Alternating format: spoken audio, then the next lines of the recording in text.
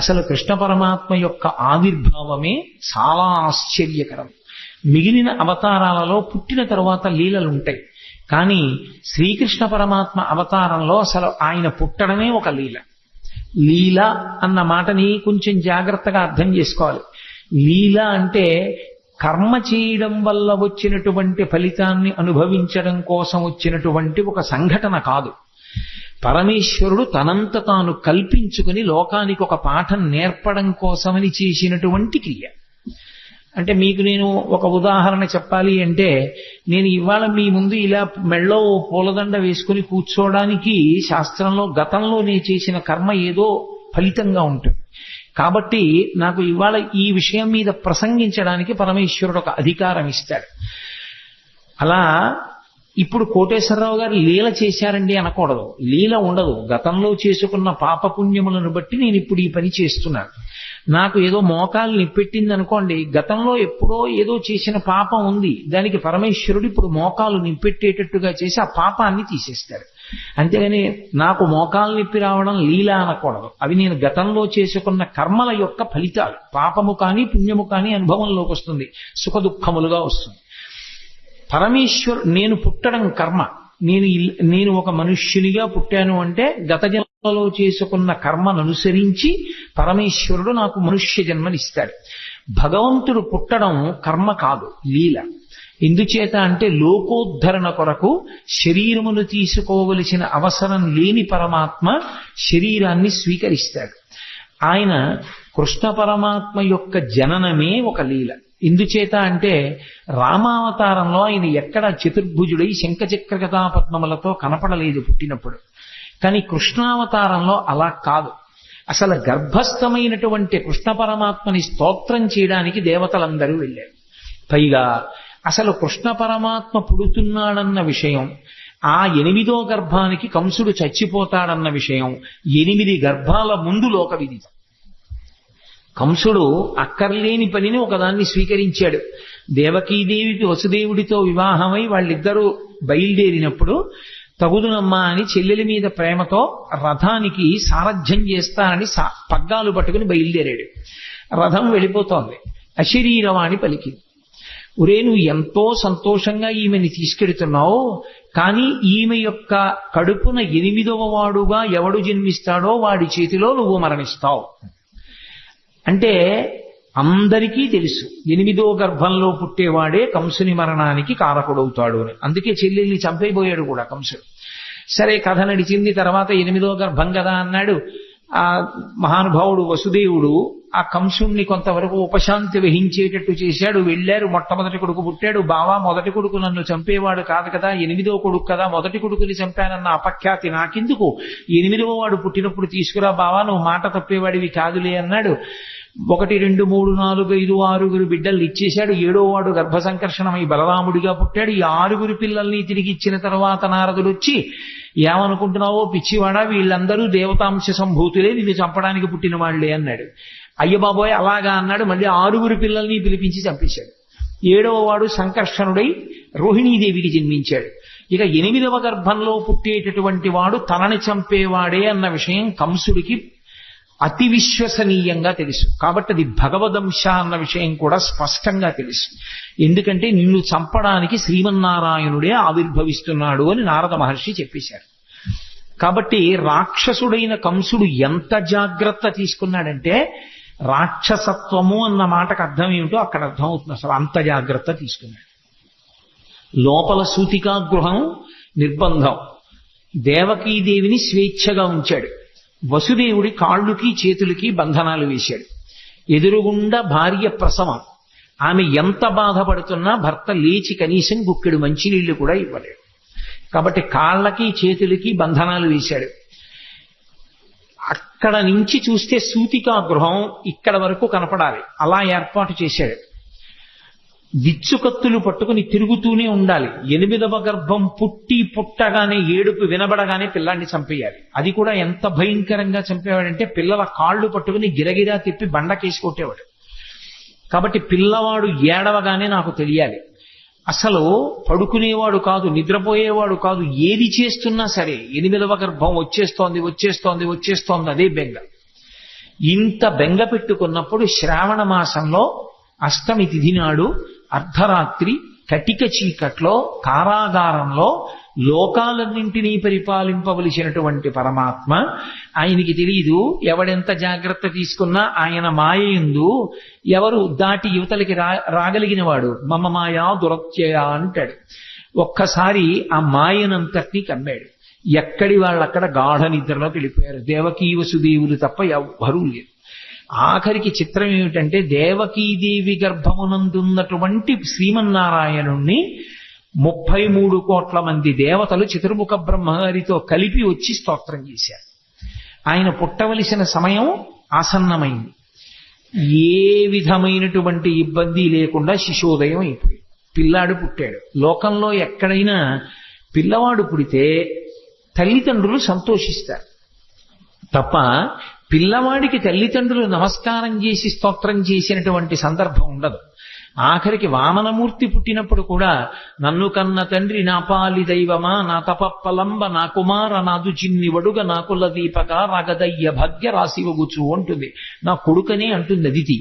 కానీ శ్రీకృష్ణ పరమాత్మ యొక్క అవతారంలో మాత్రం పుడుతూనే ప్రాకృత శిశువుగా కనపడలేదు.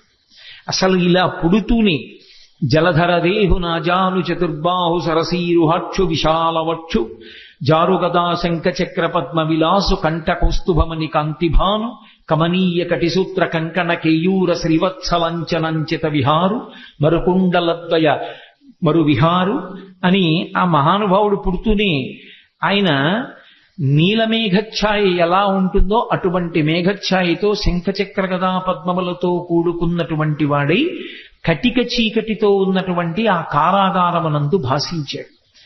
ఈ పిల్లవాడిని చూశాడు వసుదేవుడు, ఆశ్చర్యపోయాడు. ఇదేమిట్రా, సాక్షాత్ శ్రీమన్నారాయణుడు కొడుకుగా పుట్టాడు. బాలు పూర్ణేందు రుచిజాలు భక్త లోకపాలు సుగుణాలవాలు కృపావిశాలు చూచి తిలకించి పులకించి చోద్యమంది ఉబ్బి చెలరేగి వసుదేవుడు ఉత్సహించి అన్నారు పోతన గారు. బాలు పూర్ణేందు రుచిజాలు భక్త లోకపాలు, భక్తుల్ని లోకాల్ని పరిపాలించగలిగినటువంటి పరమాత్మ చిన్న పిల్లవాడిగా శంఖచక్ర గదా పద్మములతోటి శ్రీమన్నారాయణుడిగా ఆవిర్భవిస్తే వసుదేవుడు ఆశ్చర్యపోయి ఆ పిల్లవాడిని పట్టుకుని స్తోత్రం చేశాడు. సర్వము నీలోనిదిగా సర్వాత్మడమాత్మమత్తు సంపన్నుడవై సర్వమయుడగు నీకును సర్వేశ్వర లీవులోను సంధులు వెలయన్నన్నాడు. ఈశ్వర, ఈ సమస్తము నీ చేత నిండి నిబిడీకృతమైపోయింది. అటువంటి వాడివి మా కోసం నువ్వు కొడుకుగా పుట్టావా అని స్తోత్రం చేశాడు. దేవకీదేవి స్తోత్రం చేసింది. అసలు ఆ స్వరూపం ఎంత మంగళప్రదంగా ఉంటుందో చూపించారు పోతన గారు. జలధరదేహు అంటూ ప్రారంభించారు. జలధరదేహు అంటే మేఘము వంటి శరీరం ఉన్నవాడు అని. మేఘమునకు 2 లక్షణాలు ఉంటాయి. ఒకటి కాంతి, ఒకటి చల్లతనం. ఆ నలుపు ఏదో బొగ్గు నలుపులా ఉండదు, దానిలో విశేషమైనటువంటి కాంతి ఉంటుంది. కాంతి ఉంది కదా అని వెచ్చతనం ఉండదు, చల్లతనం ఉంటుంది. ఆయన యందు 2 ఉన్నాయి. ఒకటి కాంతి భా, అదే ఆచార్యతత్వమై కృష్ణం వందే జగద్గురుం అయింది. రెండవది చల్లతనం, అదే భక్తుల్ని పరిపాలించేటటువంటి గుణంగా ప్రకాశించింది. అందుకే శ్రీకృష్ణ పరమాత్మ పాండవులని ఆదుకోవడానికి పడినటువంటి కష్టాలు అన్నీ ఇన్నీకో, అన్ని కష్టాలు పడ్డాడు మహానుభావుడు.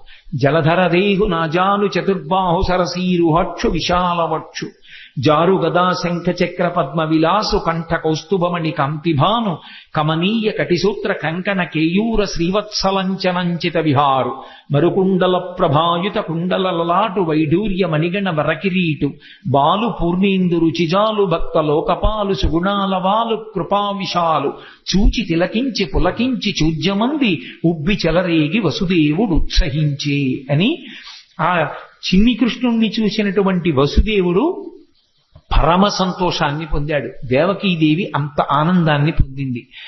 వాళ్ళకి కొడుకుగా పుట్టినటువంటి కృష్ణ పరమాత్మ దేవకీ వసుదేవులతో చెప్పాడు, నేను ఇది 3వసారి మీ కడుపున పుట్టడం. ఏ తల్లిదండ్రులు కన్నారో ఆ తల్లిదండ్రులకు తెలియదు. ఏ పిల్లవాడు పుట్టాడో ఆయన తల్లిదండ్రులతో చెప్తున్నాడు. ఇది లోకంలో ఎక్కడా జరగదు. అంత విచిత్రమైనటువంటి లీల.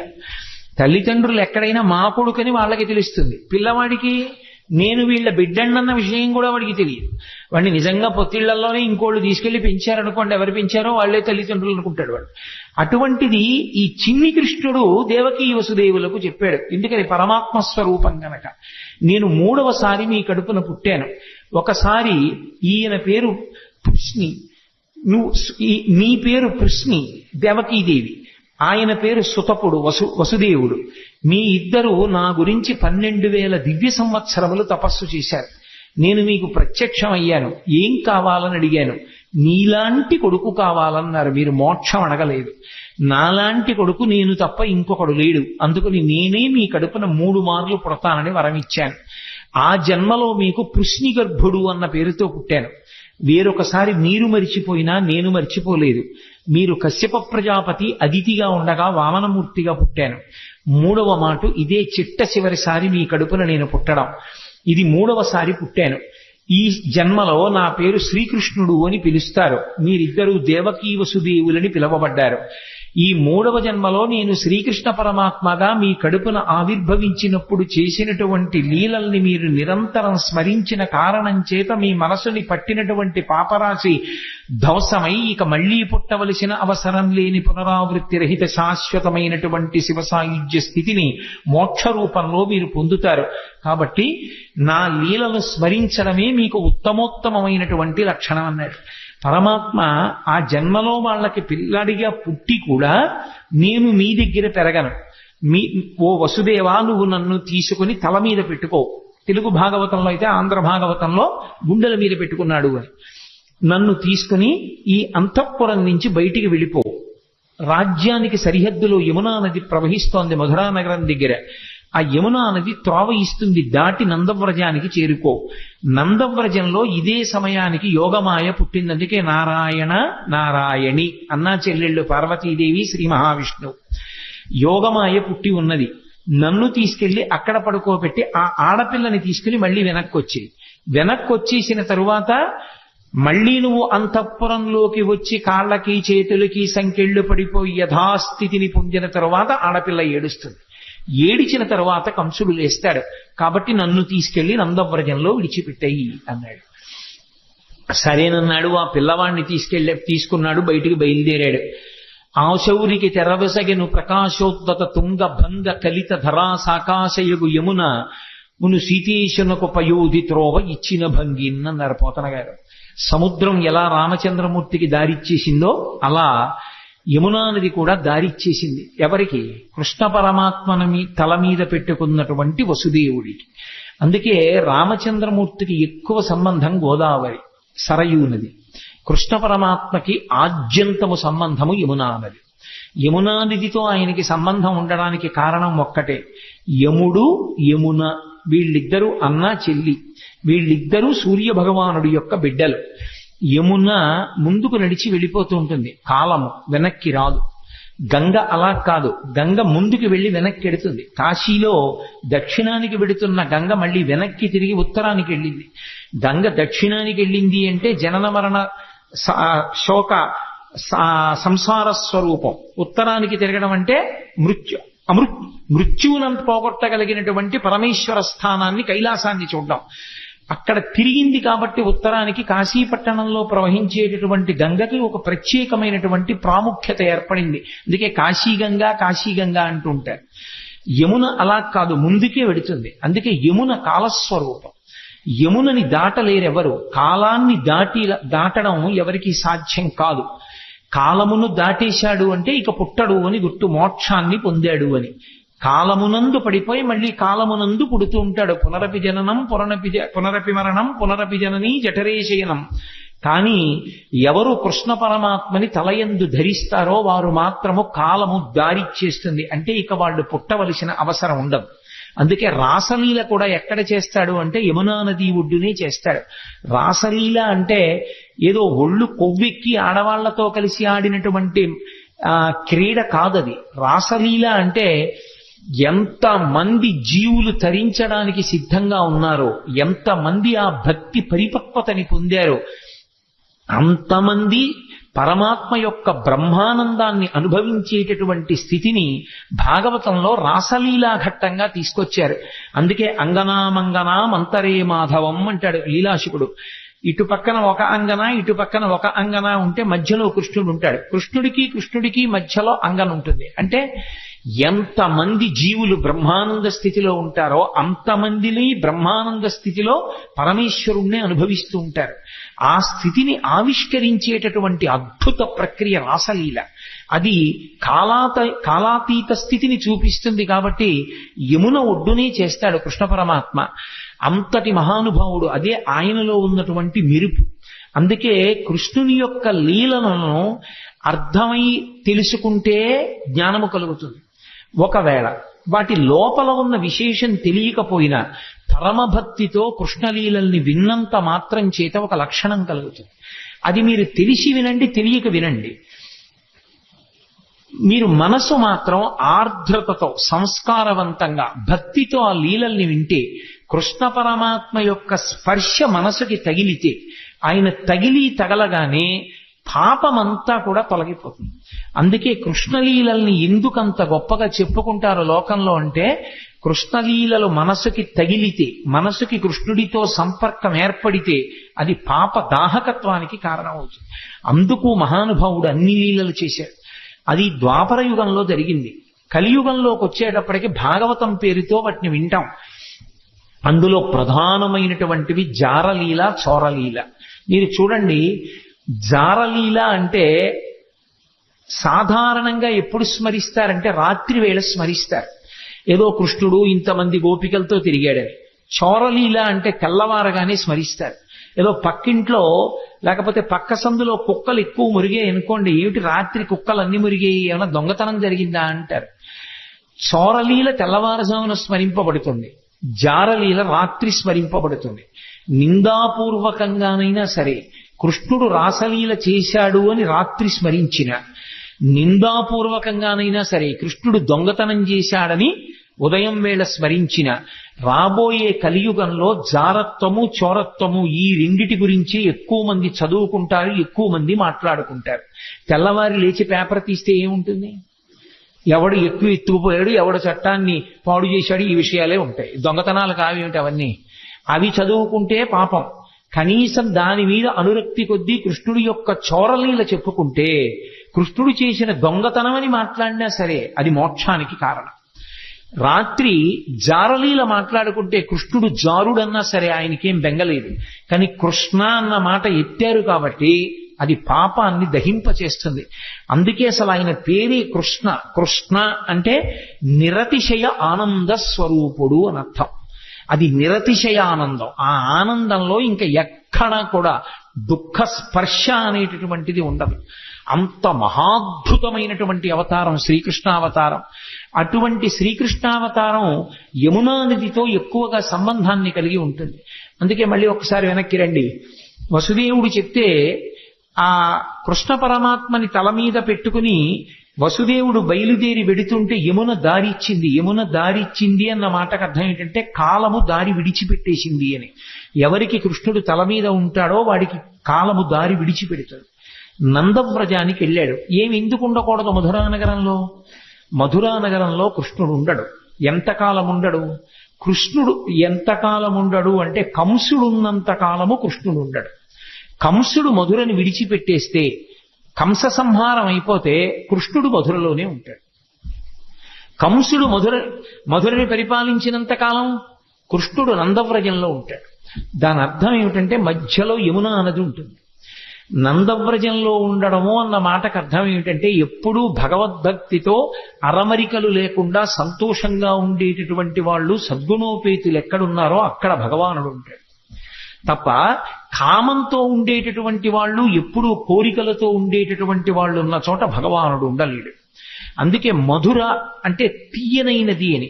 మధురమైన తలంపులతో కంసుడు గత జన్మలో కాలనేమి కోర్కెలతో వెంపర్లాడుతూ కంసుడు మధురని పరిపాలించినంత కాలం కృష్ణుడు ఉండడు, నందవ్రజంలో ఉంటాడు.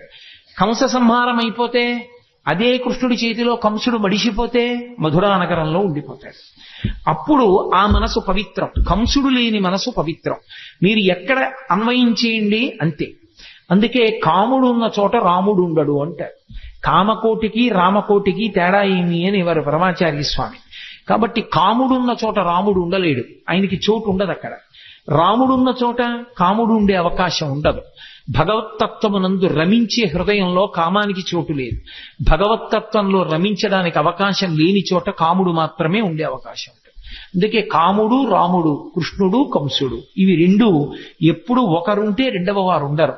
ఆఖరికి మాత్రం భగవంతుణ్ణి నమ్ముకున్న భక్తుడికి మాత్రం ఎప్పుడో అప్పుడు కంస సంహారమో కామ సంహారమో చేసి కృష్ణుడో రాముడో హృదయంలోకి వచ్చి నిలబడడం మాత్రం ఖాయం.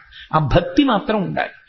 అందుకే నందవ్రజంలో పడుకోబెట్టి మళ్ళీ ఆడపిల్లని తీసుకుని ఈవలి వీపుకి వచ్చి లోపలికి వెళ్లి ఆడపిల్లని తీసుకుని దేవకీదేవి పక్కన పడుకోబెట్టి వచ్చి కూర్చున్నటువంటి వసుదేవునికి బంధనములు మాత్రం పడలేదు. మళ్లీ తలుపులు వేసేసుకున్నాయి, గొలుసులు పడిపోయాయి, తాళాలు పడిపోయాయి, అన్నీ పడిపోయి అందరూ నిద్రపోతున్నారు. సంకెళ్ళు పట్టుకోలే. అవెందుకు పట్టుకో అంటే పదముల సంఖ్యలు నిడుకుని మదితలచుతు సూరసుతుడు ముందరువోలెన్ కుదురుకొను రీతి దేహమున కదిలించుతు నూరకుండే గురువరతంబున్న నరపోతన గారు. ఈసారి బంధనాలు ఆయనే వేసుకున్నాడు వసుదేవుడు, అవి తగులుకోలేదు. దాని అర్థం ఏమిటంటే ఒక్కసారి శ్రీకృష్ణ పరమాత్మని శిరస్సునందు ధరించిన తరువాత, ఆ జ్ఞానం ఆవిర్భవించిన తరువాత సంసారమునందున్నట్టుంటాడు తప్ప ఇక సంసారమునందు లేనివాడు. అందుకే ఇక బంధనములు మాత్రం తగులుకో వసుదేవుడికి. బంధనములను తాను తగిలించుకున్నాడు. అంటే సంసారమునందున్నవాడిలా ఉంటాడు. అందుకే అసలు కృష్ణ పరమాత్మ యొక్క జననమే గొప్ప లీల. అసలు కృష్ణ పరమాత్మ యొక్క జననం అన్నది బాగా అర్థమైతే వేదాంత రహస్యములు చాలా అర్థమైపోతాయి. అసలు మనుష్య శరీరము, ఆత్మ, సత్యాసత్య వివేకము ఇవన్నీ కూడా బాగా అర్థమవడానికి అవకాశం ఇచ్చేది ఏది అంటే శ్రీకృష్ణ పరమాత్మ యొక్క జననమే. అందుకే దాన్ని పరిపూర్ణావతారం అని పిలవడానికి కారణం అదే. ఒకవేళ అలా ఏమీ అర్థం కాలేదనుకోండి, దాని వలన వచ్చిన నష్టం ఏమీ లేదు. కనీసం కృష్ణుడు పుట్టాడు, అలా పుట్టగలడు అని నమ్మి వినగలిగితే చాలు, అది రక్షిస్తుంది.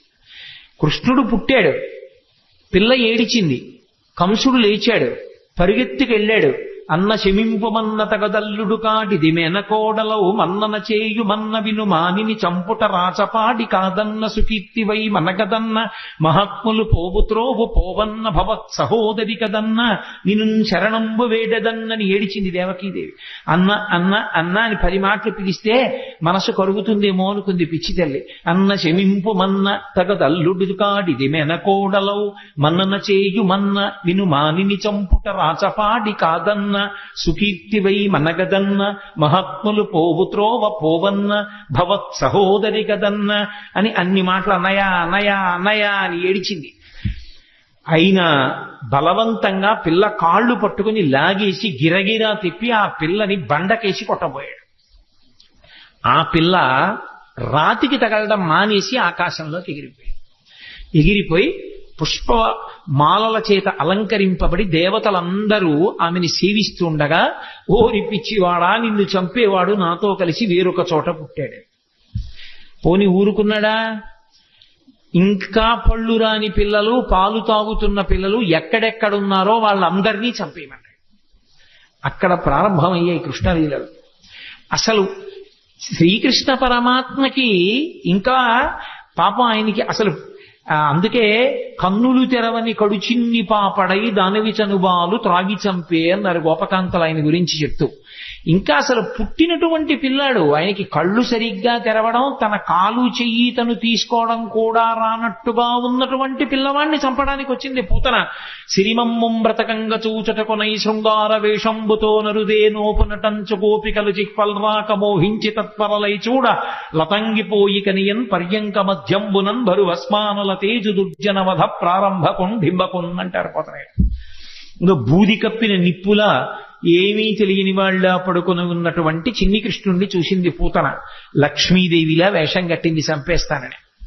తీరా లోపలికి వెళ్ళింది. ఎంత అందంగా ఉన్నాడు రాయి పిల్లాడనుకుంది. పరమాత్మ యొక్క అందం ఎవరినైనా మోహింపచేస్తుంది. ఎంత అందంగా ఉన్నాడురా అనుకుంది. అనుకుని, ఒరే పిల్లాడా, నీకోసమేరా నేను ఇంత వేషం కట్టాను, ఒక్క బొక్కడు పాలు తాగరా, నీ అందం ఏమిటో తెలుస్తుందండి. ఎందుకని స్తన్యమునకు విషం పూసుకొని వచ్చింది. స్తన్యం చప్పరించాడో చచ్చిపోతాడు. అందుకని ఆ పిల్లవాడికి వద్దమ్మా వద్దమ్మా అని ఒక పక్క అరుస్తున్నారు యశోద అక్కడే ఉన్నటువంటి బలరాముని తల్లిని. అయినా సరే రోహిణీదేవి అంటున్నా వినకుండా పిల్లవాడిని తీసుకుని తన స్తన్యం ఇచ్చి పాలివ్వడానికి ప్రయత్నించింది. ఆయనకి తెలియదు ఎంత పసిపిల్లవాడి రూపంలో ఇంకా కళ్ళు విప్పడం కూడా చేత కానటువంటి వాడిగా ఉన్నప్పటికీ వచ్చినదెవరో, ఎందుకు ఎత్తుకుందో, ఎందుకు పాలిస్తుందో ఆయనకి తెలియదు. అది కృష్ణలీలలంటే. అవి అంత పసిపిల్లవాడిగా ఉన్నప్పటికీ సర్వజ్ఞుడు. రామచంద్రమూర్తి అయితే అలా ఉండడు, గురువుల దగ్గర నేర్చుకుంటాడు. కృష్ణుడు అలా కాదు, పసిపిల్లవాడిగా ఉంటూ రాక్షస సంహారం మొదలుపెట్టేశాడు. అందుకే ఆ లోకేశ్వరుడా చరాచర విభుండా బాల గోపాలుడా బాలధ్వంసరి గొంతు గంటిడి వెసన్ బాలెంత చందంబునన్ పాలిండ్లన్ విసమూని వచ్చుటమదించింతించి లోనవ్వుచున్ కాలంకేల కదల్పరాని కరణిన్ కన్మోడ్చి గుర్పెట్టుచున్ అన్నారు పోతన గారు. ఆ వచ్చినటువంటి పూతన విషాన్ని స్తన్యంలో పెట్టుకుని వచ్చిందని తెలుసు, తన్ని చంపడానికి వచ్చిందని తెలుసు. కానీ ఏమీ తెలియనటువంటి పిల్లవాళ్ళ కళ్ళు గట్టిగా మూసుకుని గుర్రు పెట్టి పిల్లలు, చంటి పిల్లలు నిద్రపోతున్నప్పుడు చిన్న గుర్రు అని చప్పుడు వస్తుంది. ఆ గుర్రని చప్పుడు చేస్తూ గాఢ నిద్రలో ఉన్నవాళ్ళ తన కాలు చెయ్యి తనకి కదపడం చేత కాని వాడిలా ఉన్నాడు. ఎందుకని పిల్లలకు అలవాటు ఉంటుంది, ఈ బొటనవేలు ఇక్కడికి తెచ్చి నోట్లో పెట్టుకోవాలని వాళ్ళ తాపత్రయం. కానీ వాళ్ళ చెయ్యే వాళ్ళ నోరే, కానీ ఈ చెయ్యి ఇక్కడికి వెళ్ళదు. ఎందుకనంటే వాళ్ళకి ఆ బలం ఉండదు. లేక చెయ్యి ఇలా ఇలా ఇలా ఇలా పోతుంది, పోయి ఇక్కడ పెట్టుకుందాం అంటే ఇలా పోతుంది. అది పోయేటప్పటికి వాడు ఏదో ఇంకొకడెవడో వాడి చెయ్యి లాగేశాడన్నట్టుగా ఏడవడం మొదలు పెడతాడు. కాలంగేల కదల్పరాని కరణిన్ కన్మోడ్చి గుర్పెట్టుచున్. తన కాలు చెయ్యి తనకి సక్రమంగా కదపడం చేత కాని పిల్లవాడు ఎలా ఏడుస్తాడో అలా అంతమాయకంగా ఉన్నవాడు ఇలా నిద్రపోతున్నప్పటికీ కూడా తనకి పాలివ్వడానికి వచ్చినటువంటి పూతనా స్తన్యముల ఎందు విషం పెట్టుకుని వచ్చిందని తెలుసుకున్నటువంటి పరిపూర్ణ జ్ఞానము కలిగినటువంటి కృష్ణ పరమాత్మ అక్కడ పక్క మీద అలా పడుకుని నిద్రపోతుంటే ఏమీ తెలియని దానిలా వచ్చి ఎత్తుకుని పాలివ్వడం మొదలుపెట్టింది. నిజంగా ఆ చిన్ని కృష్ణుని యొక్క మూర్తి మన మనస్సు మీద ముద్రపడాలని పోతన గారి తాపత్రయం. ఎంత లైవ్ టెలికాస్ట్ ఆయన ప్రసారం చేశారు, శాబ్దిక ప్రత్యక్ష ప్రసారం భాగవతం.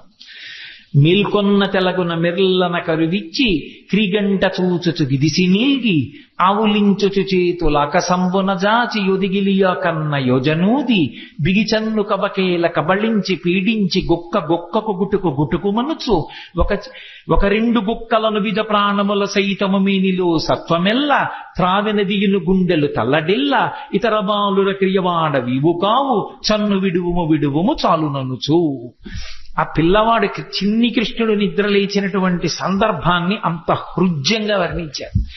బాగా నిద్రపోతున్న పెద్దవాడిని వెళ్ళి లేపామనుకోండి, బుద్ధుందా లేదా, ఎందుకు అలా లేపుతామని కోప్పడతాడు. పసిపిల్లలు అలా కాదు, బాగా నిద్రపోతున్నా వీడు పొద్దున్న ఎప్పుడో 7ంటికి పాలు తాగాడు, కానీ ఇవాళ ఏమిటి ఇలా గుర్రు పెట్టి నిద్రపోతున్నాడు, వీడు 9 అయిపోయింది, పిల్లాడికి ఆకలిస్తుందని అమ్మ లేపేస్తుంది.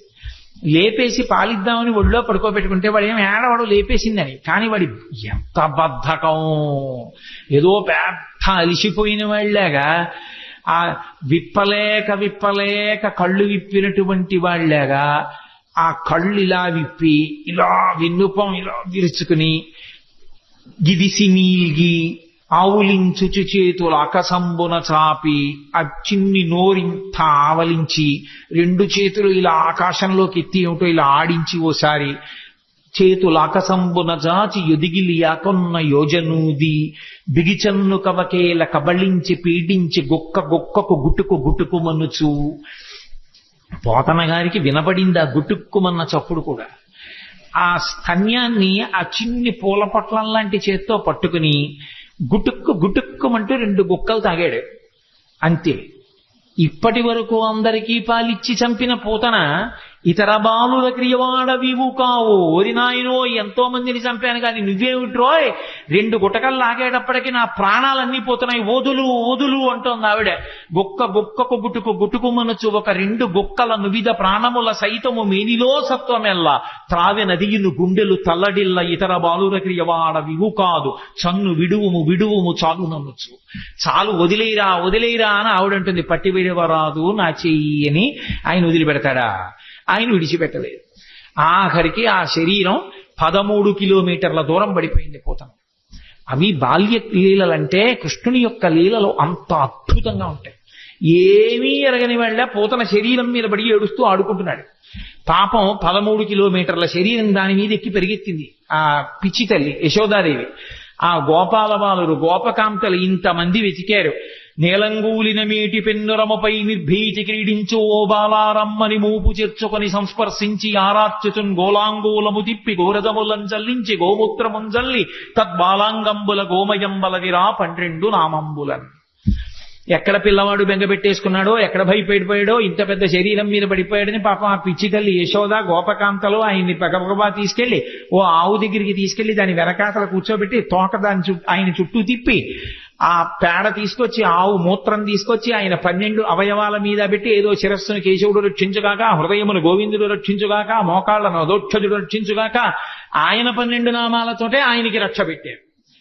ఏమీ తెలియని వాళ్ళలాగా నిజంగా అమాయకంగా ఉన్న వాళ్ళలాగే ఆయన అమ్మతోటి అంతరక్ష పెట్టించుకున్నాడు. చిత్రం ఏమిటంటే 2 గుక్కలు తాగినందుకు గాను ఆ వసుదేవుడు మధురానగరం నుంచి తిరిగి వస్తూ ఇంత పెద్ద శరీరం అడ్డంగా పడిపోయింది ఏమిటని పెద్ద పెద్ద కట్టె పుల్లలు ఇంధనాలు తీసుకొచ్చి దాని మీద పడేసి అగ్నిహోత్ర సంస్కారం చేసి వాసన వస్తుందని ఉత్తరీయ ముక్కుకు అడ్డం పెట్టుకుని వెళ్ళిపోతున్నారు. రగిలి రగిలి పొగులు మగువ దేహము నుండి అగరు పరిమళముల పగలు వెడలే దేహకల్మషములు శ్రీహరిముఖమున త్రామబడుట చేసి భూవరేణ్య అంటారు పోతన గారు. 2 గుక్కలలో నేను నాది అన్న అహంకార మమకారాలన్నీ తాగేశాడు కాబట్టి ఆమె శరీరమునందు ఏ కల్మషం లేదు. అందుకే ఆమె శరీరం కాలిపోతుంటే అగరవత్తులు కాలిపోతున్న సువాసనలు వచ్చాయి. కన్న తల్లి ఏ స్థితి పొందుతుందో అటువంటి స్థితి పూతన పొందేసింది. దీని లోపల ఉన్నటువంటి తత్వం అర్థం అవ్వచ్చు, అర్థం కాకపోవచ్చు. కానీ చిన్ని కృష్ణుడు పాలు తాగి పూతనా సంహారం చేసినటువంటి సందర్భాన్ని వింటున్నప్పుడు మనసు రమించి ఆ చిన్ని కృష్ణుడి మీద హత్తుకుందనుకోండి చాలు, ఆ కృష్ణ పాద స్పర్శ చాలు సమస్త పాపములను తొలగతోస్తుంది. అంత శక్తివంతము. అందుకే అసలు పెద్దవాడైపోయినటువంటి కృష్ణ పరమాత్మ చేసినటువంటి లీలల గురించి చెప్పుకున్న కన్నా శ్రీకృష్ణుని యొక్క బాల్యలీలల గురించి చెప్పుకున్నట్టుగా చెప్పుకోరు పెద్దవాడి లీలలు. ఎందుచేత అంటే పెద్దవాడైపోయిన కృష్ణుని యొక్క లీలలు చాలా గంభీరంగా ఉంటాయి. చిన్ని కృష్ణుడిగా చేసినటువంటి లీలలు హృద్యంగా ఉంటాయి, ఆకర్షణీయంగా ఉంటాయి, ఆబాలగోపాలాన్ని ఆకర్షిస్తాయి. అందుకే వ్యాసుల వారు ఎంత అనుభవించారో, పోతన గారు ఎంత అనుభవించారో, మధుసూదన సరస్వతి ఎంత అనుభవించారో, లీలాశుకుడు ఎంత అనుభవించాడో, బాల్యలీలలకు ఉన్నంత గొప్ప స్థానం శ్రీకృష్ణ పరమాత్మ యొక్క అవతారంలో నిజానికి పెద్దవాడైపోయినటువంటి కృష్ణుడి యందు లేదని నేను అనను. కానీ మనం కూడా బాలకృష్ణుడి యొక్క మూర్తిని చూస్తే పొందేటటువంటి ఉత్సాహం పెద్ద కృష్ణుని యొక్క మూర్తిని చూస్తే పొందాం. బాలకృష్ణుని యొక్క లీలలు అంత అద్భుతంగా ఉంటాయి. అందుకే ఆ పోతన గారు బాలకృష్ణుడి యొక్క లీలల్ని ఎన్నిటినీ చెప్పారో. బాలురకు పాలు లేవని బాలింతలు మొరలు పెట్ట పకపకన గియా బాలుండాలము చేయుచు ఆలకు గ్రేపులను విడిచెనంబోజాక్షి వారిల్లు సొచ్చి కడవల దూరంబుగ నీయి త్రాగితుదనా కడవల్ వీరింట నీసుతుండిడ వారికి వీరికి పెద్దవాదయ్య సతీ ఆడంజని మీగడ్డ పెరుగోడక నీసుతుడు త్రావి ఒక ఇంచుక తా కోడలి మూతింజరిమిన కోడలు ముచ్చనుచు అత్త కొట్టెల తాంగి. నేను వీటికి అర్థాలు చెప్పక్కర్లేదు, మీకు ఆ పద్యం చదువుతుంటేనే అర్థమైపోతుంది. స్వార్థపరులైనటువంటి అత్తాకోడళ్ళు కడవల్లో వెన్నదాచుకునేవారు. కృష్ణుడు ఎక్కడొస్తాడో అని. కృష్ణుడు ఏం చేశాడంటే రానే వచ్చాడు, ఓ రాత్రి వచ్చాడు, శుభ్రంగా వెన్నంతా తినేశాడు. వెళ్ళిపోయే ముందు కొంచెం వెన్న కోడలు మూతికి రాసి వెళ్ళిపోయాడు. అత్తగారు పొద్దున్న లేచి కడవ దగ్గరికి వెళ్ళింది. కడవలన్నీ ఖాళీ. కోడల్ని లేపడానికి వచ్చింది, మూతి మీద వెన్న ఉంది. ఆశిముత్సా రాత్రి నేను పడుకున్న తర్వాత వెన్నంతా తినేశావా అని ఆ కోడల్ని పట్టు కొట్టింది. దాచుకున్న వాళ్ళు అలా ఉంటారు. వచ్చిన అతిథుల్ని ఆదరించినటువంటి వాళ్ళు ఎంత అందంగా ఉంటారో, సంసారాలు ఎంత బాగుంటాయో చెప్పడానికి ఒక్కొక్క లీల వెనక మళ్ళీ ఒక్కొక్క తాత్పర్యం. బాలురకు పాలు లేవని బాలింతలు మొరలు పెట్ట పకపకన గియా బాలుండాలము చేయుచు ఆలకు గ్రేపులను విడిచి అంబోజాక్షి. మా పిల్లలకి పాలు లేకుండా చేసేసాడమ్మా, సాయంకాలం అయ్యేటప్పటికి ఎక్కడి నుంచి వచ్చాడో దూడలన్నీ వదిలేశాడు, ఆవుల దగ్గర పాలన్నీ తాగేశాయి, మా పిల్లలు ఏడుస్తున్నారని కొంతమంది గోపకాంతలు వచ్చి చెప్పారు. ఎన్ని లీలలో పుట్టి పుట్టడు నేడు దొంగిలబోయి వారిల్లు చొచ్చి తా ఉట్టి అందక పీటలు రోలు ప్రోవిడి ఎక్కి చేపెట్టజాలక కుండ కిందొక తూటునరించి మీ పట్టి మీగడపాలు చెరలు పట్టి తాగెతలోదరి. దీనికి అర్థం చెప్పాలని నేను అనుకోవట్లా, అంటాను కానీ మళ్ళీ చెప్తుంటాను. కృష్ణుడు ఇంటికి వెళ్ళాడు, ఆ అత్త కోడలు ఉట్టి దొరికితే తాగేస్తాడని చెప్పి ఉట్టి కింద ఉంటే ప్రమాదం అని చెప్పి పైన కట్టేశారు. తీసుకెళ్లేదో చిక్కంలో పెట్టి పైన కట్టారు. రాణి వచ్చాడు, చూశాడు, ఓహో ఈ అత్తా కోడలు పైకి కట్టారా ఎలా అనుకున్నాడు. పీటలు రోళ్లు అన్ని తీసుకొచ్చాడు, అక్కడ వేసాడు, వాటి మీద ఎక్కాడు. ఇలా చెయ్యి పెడదామని చూశాడు, అందలేదు. పీటలు రోళ్లు వేసుకున్న అందనంత పైకి పెట్టేశారా, వీళ్ళ పని చెప్పాలనుకున్నాడు. ఓ రాయి ఒకటి తీసి కిందకి అన్నం పెట్టాడు. చక్కగా పైనుంచి కారిపోతోంది. హాయిగా అందరూ చీరలు పట్టి తాగారు, వెళ్ళిపోయారు. భాగవతం కాదు కానీ నాకు ఇది చెప్పినప్పుడల్లా జ్ఞాపకం వస్తూ ఉంటుంది. ఒక చోట ఒక అత్తా కోడలు అంతకన్నా చాలా తెలివైన వాళ్ళు ఇలా వచ్చి ఎక్కడో ఉట్టి కట్టి పెట్టినా తాగేస్తున్నాడని వాళ్ళు ఏం చేశారంటే కుండ చుట్టూ గంటలు కట్టారు. వచ్చి ముట్టుకున్నాడో గంటలు మోగుతాయి, అప్పుడు పట్టుకోవచ్చు అనుకున్నాడు. ఆయన ఏం చేశాడు, పీట వేసుకున్నాడు, రోడ్లు వేసుకున్నాడు, పిల్లల్ని ఎక్కించాడు, ఆ వీపులు ఎక్కాడు, దగ్గరికి వెళ్ళాడు. ఎలా ముట్టుకోవడం, ముట్టుకుంటే గంటలు మోగుతాయి. చూశాడు పరాత్పరుడు, ఆయన శాసనానికి ఏది లొంగది. ఓ గంటలలారా మీరు బ్రోగకుడు అన్నాడు. అవి విన్నాయి. చక్కగా వెన్న తీశాడు, పిల్లలందరికీ పెట్టాడు. ముందు వాళ్ళకి పెడితే కానీ తను తిండవు. అందరికీ అందిందా, అందింది. ఇప్పుడు ఆఖరణ తను తీసుకుని ఇలా నోటి దగ్గర పెట్టుకున్నాడు, గంటల గనక మోగి. అరే మిమ్మల్ని మోగద్దన్నాను కదా, ఎందుకు మోగారన్నాయి. ఏం చెప్పమంటావు పరమేశ్వర, వాళ్ళకి పెడితే ఊరుకున్నా, నువ్వు నోట్లో పెట్టుకుంటే నైవేద్యం అలవాటు గంట మోగడం, అందుకని మోగేశామన్నాయి. అలా ఎంతమంది ఇన్ని అనుభవించారో మహానుభావుడు. వేలుపుల్లటి నాకంటెను వేలుపు మరి ఎవ్వడనచు బికబకెన గిమా వేలుపుల్ల గోడపైనో హేలావతి నీత నూజుడింగిలి చేసన్. వచ్చిన పిల్లలకి అతిథులకి అన్నం పెట్టకుండా ఏమిటో బొమ్మలను అన్నీ పెట్టి నైవేద్యాలంటూ కూర్చుంటామేమిటి, నేనే పెద్ద పరమేశ్వరుణ్ణని చెప్పి ఆవిడ కళ్ళు మూసుకు ధ్యానం చేస్తుంటే చక్కెర పొంగలి అవి తినేసి మిగిలింది ఆ బొమ్మలకి రాసేసి వెళ్ళిపోయాడు. నాకన్నా వేలిపోవడం నేను తిన్నానులే చాలన్నాడు. కొడుకులు లేరని వకసతి వగవగ తన్ను మగనిగా గైకొనినన్ కొడుకులు కలిగెదర నిపై పడినాడిది వినువు శిశువు పనులే తల్లి అంటుంది ఇంకో గోపికి వచ్చి. ఏదో పాపం గోపబాలురందరూ ఆవుల్ని పట్టుకుని వెళ్ళిపోయారు. పెళ్ళై చాలా కాలం అయింది, ఈ అమ్మాయికి పిల్లలు పుట్టలేదని ఏదో మాట్లాడుకుంటున్నారు వాళ్ళు. ఎక్కడి నుంచి వచ్చాడో గబగబా వచ్చాడు. మీ ఆయన్ని నమ్ముకుంటే ఏం పిల్లలు పుడతారమ్మా, నన్ను నమ్ముకోనా ఆవిడ మీద పడ్డాడు. అది వచ్చి చెప్పింది ఓ గోపకాంత. అది ధూర్త చేష్టితంగా కనిపిస్తుంది వినడానికి, కానీ అది ధూర్త చేష్టితం కాదు. పుట్టు గొడ్రాళ్లకు బిడ్డలిచే గోవిందుడే అని భక్తి కలిగి ఉంటే నా యందు అమ్మా నీ గర్భదోషాన్ని తొలగించి నీకు సంతానం ఇస్తాను అని దాని అర్థం. కాబట్టి చేబంతి తప్పెపడనని ప్రాబల్యము తోడ వచ్చి భవనము వెనుకన్ మా పట్టి జలకమాటగ మీ బిడ్డడు వలువ తెచ్చెనెల తొకతగనే అంటుంది ఓ గోపికొచ్చి. పడతి నీ బిడ్డడు మా కడవలలో నున్న మంచి కాగిన పాల పడచులకు పోసి చిక్కిన కడవలపో నడిచే యాజ్ఞ కలదో లేదో అంటుంది ఇంకో గోపికొచ్చి. ఎంతమంది ఇన్ని చాడీలు చెప్పారో.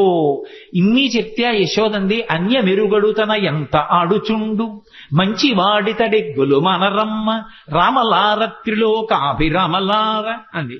ఎందుకమ్మా అని మాట్లాంటారు, మా పిల్లాడు ఎప్పుడు గుమ్మం దాటి వెళ్ళనివాడు అంటుంది. అంటే ఇప్పుడు నేను భాగవతం అంతా నేను ఎక్కడ చెప్పను, మీరందరూ విన్నవాళ్ళే. ఒక్కొక్క లీల వెనక మళ్ళీ ఎంతో పరమార్థం ఉంటుంది. ఆ పరమార్థం అర్థమైనా అర్థం అవ్వకపోయినా ఇప్పుడు నేను లీల ఒకటి చెప్తుంటే మీ అందరూ పక్కున నవ్వారు. పక్కున నవ్వారంటే మీ మనసుని స్పృశించిందా లేదా లీల? ఆ చిన్ని కృష్ణుని యొక్క పాదం తగిలింది, ఆయన మనసులోకి వెళ్ళాడు. ఆయన మనసులోకి ప్రవేశించిన ఉత్తర క్షణంలో పాపం ధ్వంసం అవుతుంది. అందుకోసం భాగవత శ్రవణం చేస్తారు. అందుకే భాగవతం సప్తాహంగా వింటూ ఉంటారు. భాగవతం సప్తాహంగా వినడానికి కారణం ఏమిటి అంటే 7 రోజులుగా వినడానికి కారణం 8 రోజు వినకూడదని కాదు. ఎవరు ఎంతకాలం బ్రతికినా బ్రతికేది 7 రోజులే. 70 ఏళ్ళు ఉండనివ్వండి, 80 ఏళ్ళు ఉండనివ్వండి, 100 ఏళ్ళు ఉండనివ్వండి. ఆది సోమ మంగ బుధ గురు శుక్ర శని తప్ప బతకడానికి 8వ రోజు లేదు, చావడానికి 8వ రోజు లేదు. ఉండేది 7 రోజులే కాబట్టి ఆ 7 రోజులు భాగవత శ్రవణం చెయ్యవలసిందే. భాగవత శ్రవణం చేస్తే పరమేశ్వరుని యొక్క అవతార కథలు, కృష్ణ పరమాత్మ యొక్క కథలు వింటే పాపరాశి ధ్వంసం అవుతుంది. కాబట్టి ఆ పాపరాశి ధ్వంసం అవడానికి మార్గం శ్రీకృష్ణ పరమాత్మ యొక్క లీలలు వినడమే. కాబట్టి భాగవత శ్రవణం చేస్తూ ఉంటారు. ఎంతమంది పెద్దలు ఎన్ని రీతులు అనుభవించారో మహానుభావుడు. నేను మీకు తెలుసు, నేను తరచుగా అంటూ ఉంటాను, శ్రీకృష్ణ కర్ణ ఎప్పుడు చదివిందో నేను ఈ భాగవతం, శ్రీకృష్ణ కర్ణామృతం ఇవన్నీ ఎప్పుడో ఏదో సభలో అంటుంటాను, కానీ ఎన్నాళ్ళు అయిందో నేను అసలు ఆ పుస్తకాలు ముట్టుకుని చదివి. ఇక్కడ ఏదో కృష్ణావతారం అని ఇవాళ పరమేశ్వరుడు జ్ఞాపకానికి తెస్తున్నాడు కాబట్టి ఆ పద్యాలు చేస్తున్నాను అంతేగాని శ్రీకృష్ణ కర్ణామృతంలో ఆ కృష్ణ పరమాత్మ యొక్క లీలలు ఎంత అద్భుతంగా ఆవిష్కరిస్తాడో. ఓ చోట అంటాడు లీలాశకుడు, ఏదో ఒక గోపకాంత చాలా కాలం అయిపోయింది, ఎవరింట్లోనూ చిక్కపట్టలేదు ఈ కృష్ణుడు, వస్తున్నాడు వెన్నెత్తుకుపోతున్నాడు, ఎలా అయినా పట్టుకోవాలి. యశోద మా అబ్బాయి అలాంటి తప్పులు చేయడం మాని కదా అంటోంది, రెడ్ హ్యాండెడ్ గా పట్టుకున్నాడంటారే, అలా వెన్న చేత్తో ఉన్న కృష్ణుడిని పట్టుకోవాలనుకో అని కావాలని కడవ తీసుకెళ్లి గుమ్మం దగ్గర పెట్టి వస్తాడుగా. భలే దొరికేర్రా వీళ్ళు ఎవరో అనుకుంటాడు, వస్తాడు. తను తలుపు చాటును నించుంది, పట్టుకుంటాడు. ఈసారి ఈ ఉత్తి చేత్తో ఉంటే మళ్ళీ అమ్మో ఏం దబాయిస్తాడో, కొంచెం నోటికి కూడా పూసుకున్నాక పట్టుకుంటాను అనుకో. తలుపు చాటున నుంచి చూస్తోందో వచ్చేసాడు. వచ్చేస్తే తెలిసిపోతుంది, ఏంటి ఏదో చిరుబొవ్వ గజ్జెలు చిన్ని కృష్ణ నిన్ను నే కోరి కొలుతూ అన్నట్లుగా ఆ గజ్జెలు పెట్టుకుని వస్తాడు చప్పుడు చేసుకుంటూ.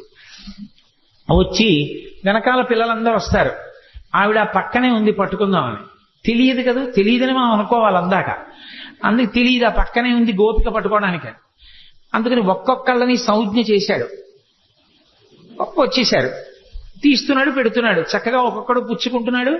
బఫే భోజనంలా ప్లేట్ పెట్టుకుని వెళ్ళిపోతున్నాడు తినడానికి. ఆఖరణ అందరే అయిపోయింది లైన్, ఎవరు లేరు కాబట్టి ఇప్పుడు తను తినచ్చు.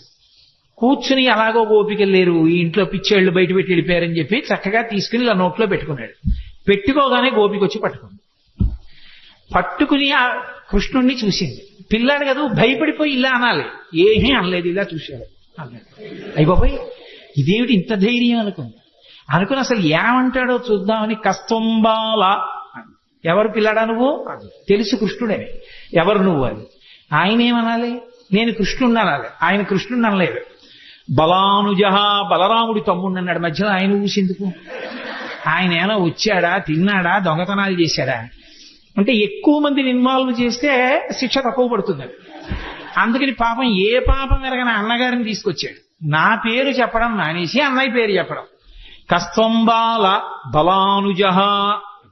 అమ్మ బాబోయ్, గుండెలు తీసిన బంటు, నీ పేరేమిటంటే బలరాముడి తమ్ముడు అంటున్నాడు, తన పేరు చెప్పట్లేదని ఆవిడ కిమిహతే, ఇక్కడికి ఎందుకు వచ్చావు? ఓసారి ఇలా చూసి, ఓ మా ఇల్లు కాదా, మన్మందిరాశంకయ, మా ఇల్లు అనుకున్నాను. అమ్మ బాబోయ్ మీ ఇల్లు అనుకుని వచ్చావా? ఇంత నిజంగా గుండెలు తీసిన బంటూరా నాయన నువ్వు అనుకుని ఓ సరే పోన్లే. యుక్తం తం నవనీత పాత్ర వివరే హస్తం కిమద్ధం యసేహే. బాగుందిరా నాయన, మరి వెన్నకుండలో చెయ్యెందుకు పెట్టావు? ఆయన అన్నాడు వెంటనేను, అమ్మా కాసేపు గట్టిగా మాట్లాడుకుంటా ఉంటావా? మాతకంచనవత్సకం మృగయితం మాదా విషాదం క్షణ ఇత్యేవం వరవల్లవీ ప్రతివచ కృష్ణస్య పుష్ణాతునః. ఎందుకమ్మా అంత గట్టిగా ఊరికే ఏంటి వెన్న కుండలో చెయ్యెట్టావు, ఇక్కడికి ఎందుకు వచ్చావు అరుస్తానంటే, మా ఆవు దూడ ఒకటి తప్పిపోయింది, వెన్నకుండలో ఉందేమో అని వెతుకుతున్నాను, అరిస్తే పారిపోతుంది దూడని. వెన్నకుండలో దూడ దూరిందా, చెయ్యి పెట్టి వెతుకుతున్నావా, దూడ పారిపోతుందా అని తెల్లబోయి ఆవిడ చెయ్యి వదిలేసింది, పారిపోయి. అలా నిర్భయంగా గోపకాంత పట్టుకున్నా కూడా తిరగబడి జవాబు చెప్పిన కృష్ణుడు ఉన్నాడే, ఆయన మమ్ము రక్షించుగాక అంటాడు. కృష్ణస్య పుష్ణాతునః. నహ అంటే సంస్కృతంలో మమ్ములను అని. శంకరాచార్యుల వారు సౌందర్యలహరిలో ఎక్కువ వేస్తారు నహ అన్న శబ్దాన్ని. కాబట్టి కృష్ణస్య పుష్ణాతునః, మమ్ము రక్షించుగాక. అబ్బో ఇన్ని అనుభవించాడండి, ఒకటా రెండా? నిద్రపోతున్నటువంటి ఆ చిన్ని కృష్ణుడి దగ్గరికి వెళ్ళి యశోదాదేవి కథ చెప్తోంది. పిల్లలకి ఏదో కథ చెప్పకపోతే నిద్రపోరుగా. అమ్మ ఏదైనా కథ చెప్పు పడుకుంటాను. సరే చెప్తాను విను అని. ఆవిడికి ఏం తెలుసు పాపం, వచ్చినవాడు విష్ణు అవతారం కృష్ణుడేనని.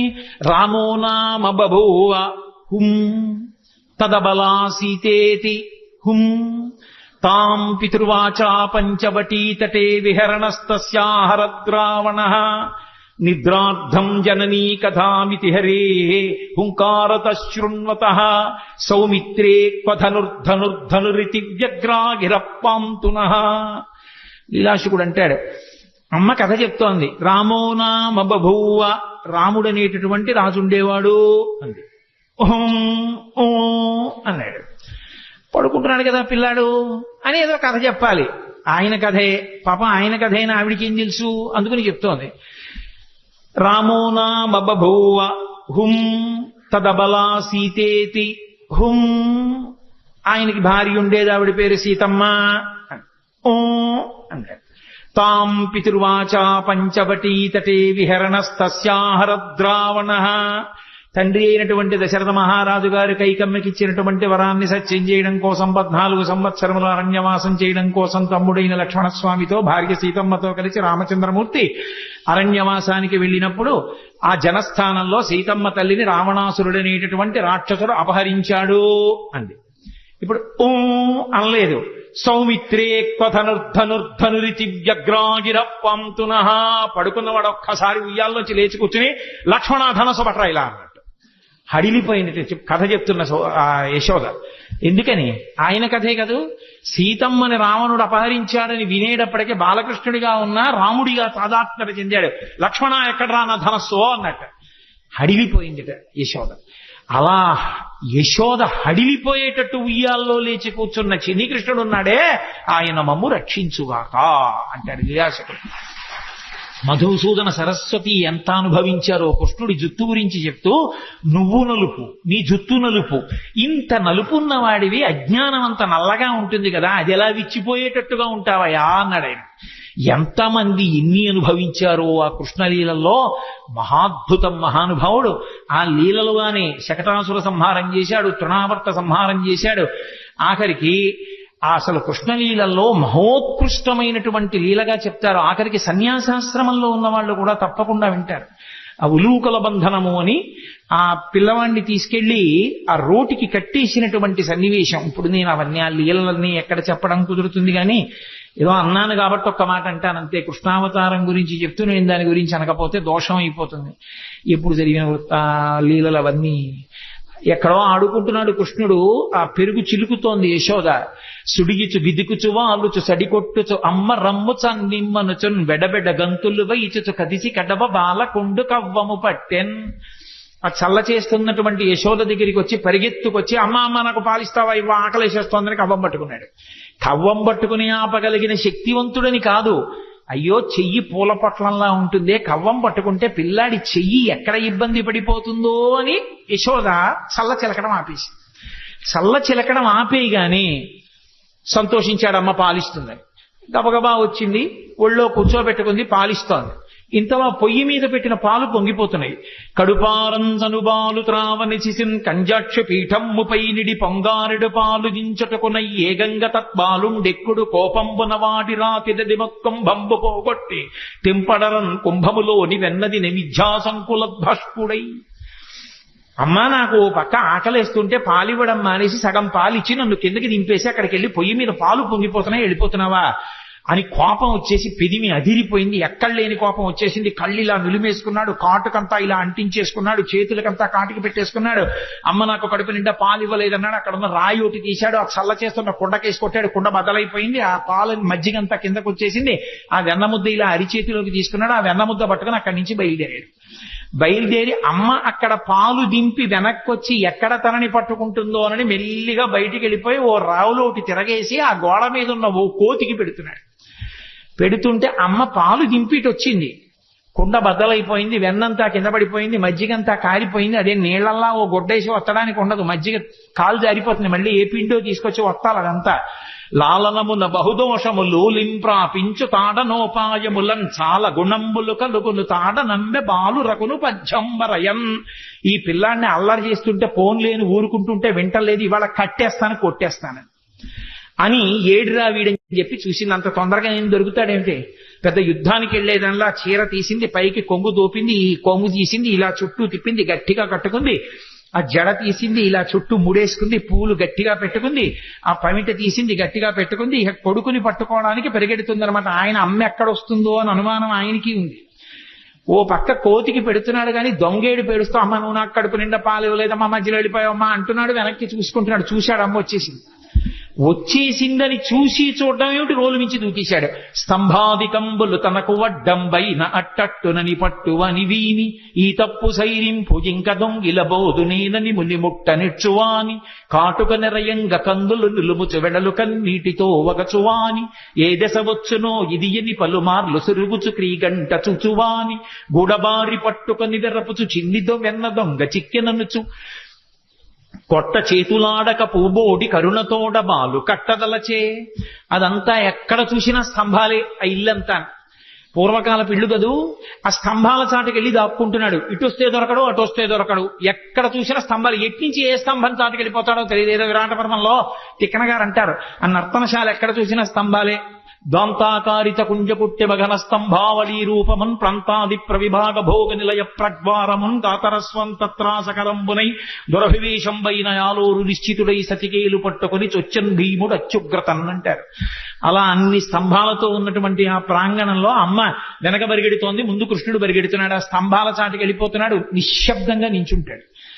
అమ్మ పరిగెత్తి పరిగెత్తి ఆయాస పడిపోయి ఇలా చెమట్లు కారిపోతూ ఏడి పిల్లాడని చెప్పి ఇలా చూస్తుంటే ఏమీ తెలియని వాళ్ళ ఇలా కన్ను నిలిమేసుకుంటూ దొంగేడు పేడుస్తూ దాని పక్క నుంచి ముఖం ఒకటి బయట పెట్టి అమ్మ అమ్మ నన్ను కొట్టకమ్మా, నన్ను పట్టుకోకమ్మా, నేను ఇంకెక్కడికి దొంగతనానికి వెళ్ళనమ్మా, వెన్న పట్టరానమ్మా అడిగిందా అమ్మ ఇవన్నీ.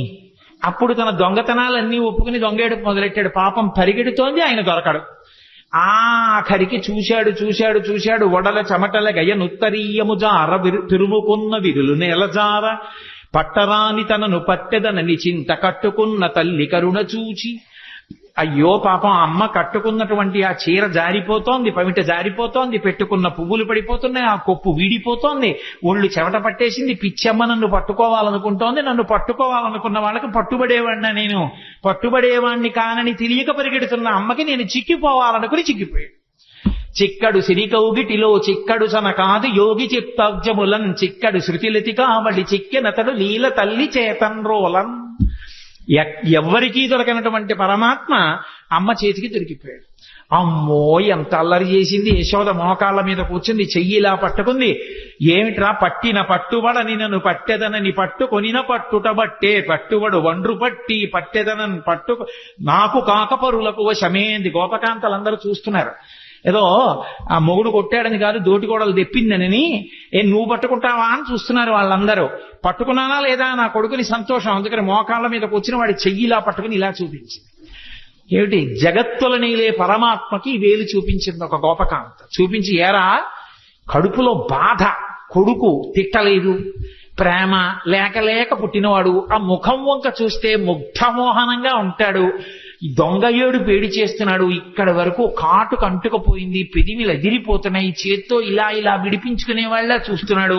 చిన్న పిల్లాడు, పట్టుదట్టి కట్టినటువంటి చిన్న కొప్పు, దానికి పెట్టిన ముత్యాల సరాలు కొడదామనుకుంది కానీ కొట్టలేకపోయింది. వీరెవ్వరు శ్రీకృష్ణులు కారా ఎన్నడు నువ్వెన్న తినరట, చోరత్వం మించుకొను నెరయరట, ధరిత్రినెట్టి నీతులు కలరే. ఏరా పాపం నువ్వు ఎప్పుడు దొంగతనం చేయవుట, ఇంత వెన్న కూడా తినవుట, పాపం నేనంతా దాచేసుకుంటున్నాను రా, నిన్ను కని నా కడుపు ఖాళీ అయిపోయింది కదూ, నేను తినేస్తున్నాను, నీకెప్పుడు పెట్టనే. అమ్మ పిల్లాడి మీద దెబ్బలాడితే ఎంత అమాయకంగా దెబ్బలాడుతుందో అలా దెబ్బలాడి నిన్ను కట్టేస్తానని వికచకమలనగిన వేరొక ఇంటిలో వెలయరోలు తిరగవేసి ఎక్కి ఆ ఇంట్లో గెడుతోంది, అక్కడ గెడుతోంది, ఆ రోజు దగ్గరికి గెడుతోంది, ఆ తాడు ముక్కలన్నీ తీసుకొస్తోంది, పొట్ట చుట్టూ తిప్పుతోంది, 2 అంగుళాలు తక్కువ వస్తోంది. ఇలా విడిచిపెట్టి తాడు ముడేస్తే పారిపోతాడు. ఆ నడుం చుట్టూ చెయ్యేసి ఇలాగే పెట్టి 2 ముళ్ళేస్తోంది, మళ్ళీ పొట్ట చుట్టూ తిప్పుతోంది, మళ్ళీ 2 అంగుళాలు తెస్తోంది, మళ్ళీ తక్కువ వస్తోంది, మళ్ళీ తిప్పుతోంది. ఎందుకు 2 అంగుళాలు తక్కువ వస్తోందని ఆవిడ ఆలోచించింది. నేను పట్టగలను, నేను కొట్టగలనంటే దొరికే మనిషి ఆయనంతటా ఆయన పట్టుబడాలి గాని ఆఖరికి తెచ్చింది ఆఖరికి ఆ తాడుకి 2 అంగుళాలు సరిపోయింది, కట్టేసింది. పోతన గారు అన్నారు, జ్ఞానులచే దానులచే మౌనులచే యోగ సంవిధానులచే తన్ పూని నిబద్ధుండగునే శ్రీనాథుడు భక్తియుతుల చేతన్ బోలన్ అన్నారు. నేను కట్టెయ్యాలని తాపత్రయపడి ఒళ్ళంతా చెమట పట్టిన యశోదాదేవికి తాను దొరికిపోయినటువంటి చిన్ని కృష్ణుడు తప్ప నిజంగా లోకంలో ఆయనని పట్టగలిగిన వాళ్ళు ఉన్నారా, కట్టగలిగిన వాళ్ళు ఉన్నారా? అలా కట్టేసి తీసుకెళ్లి రోటికి కట్టేసింది. ఉలువుకల బంధన లీల అని ఆయన్ని కట్టిన లీల విన్నంత మాత్రం చేత కర్మపాశములు తెగిపోతాయి. అసలు చిన్ని కృష్ణుడిగా ఆయన చేసిన అల్లరి, యశోదాదేవి పొందిన ఆనందం బహుశా ఎవరు పొందరు.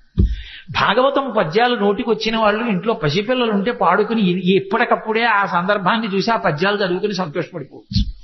అసలు ఆ పిల్లలకి స్నానం చేయించడం ఎంత అందంగా వర్ణించారండి పోతన గారు.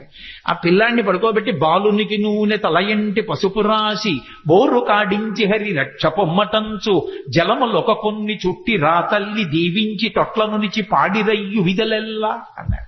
పసిపిల్లలకి స్నానం చేయిస్తే ఎలా చేయిస్తారో అలా వృద్ధ గోపకాంతలు వచ్చి ఆ పిల్లాన్ని ఇలా కాళ్ళు ఇటువైపు పక్కకి తల కిందకి ఉండేటట్టుగా పడుకోబెట్టి నూనెలో చేయి కృష్ణ పరమాత్మని పడుకోబెట్టుకుని ఆయన ఒళ్ళంతా నూనె రాసి వెనక్కి తిప్పి బోర్లా పడుకోబెట్టి ఆ వీపుకంతా నూనె రాసి ఆయన్ని ఒళ్ళంతా పసుపు రాసేసి ఇలా పైకి తీసి కూర్చోబెట్టి పిల్లాడి తల నిలబెట్టడం చేతకాక ఇలా అంటుంటే తల వెనకాల ఇలా పట్టుకుని ముందు ఇలా చేయి పెట్టమని ఉక్కిరి బిక్కిరి అయిపోతాడని తలమించి గోరువెచ్చ నీళ్లు పోసేస్తుంటే అంటూ బొత్స అక్కడిస్తూ ఆయన స్నానం చేసిన తర్వాత ఆ నీళ్లు ఇలా చెట్టు తిప్పి నీకు శ్రీరామరక్ష 1000 ఏళ్ల ఆయుష్ 1000 ఏళ్లు ఐశ్వర్యంతో ఉండాలి, బుట్టడ పిల్లలతోటి 2 బుట్టల మనవలతోటి 3 బుట్టల మునిమనవలతోటి 4 బుట్టల ఇనుమనవలతోటి నీ ఇంటికి ఎప్పుడు అతిథులు వస్తూ ఎప్పుడు కంచాలు వేస్తూ అన్నాలు పెడుతూ ఐశ్వర్యంతో పాండిత్యంతో పద్యాలు చెప్తూ సభా గౌరవాలు పొందుతూ ఎంతో గౌరవాన్ని పొందాలరా నాన్న అని చెప్పి ఆ తల్లి ఆ గోపకంతా ఆశీర్వచనం చేస్తోంది. ఎవరికి? లక్ష్మీనాథుడైనటువంటి పరమాత్మకి. అందుకెళ్ళాడు నందవ్రజానికి. అమాయకుడై వెళ్ళలేదు. వాళ్ళు ఎంత స్వచ్ఛమైన హృదయాలున్న వాళ్ళు. అందుకే ఎవరైనా తనక కొడుకు పుడితే ఆనందిస్తారు. అందులో కొడుకులు లేని వాళ్ళు చాలా మంది ఉన్నారు.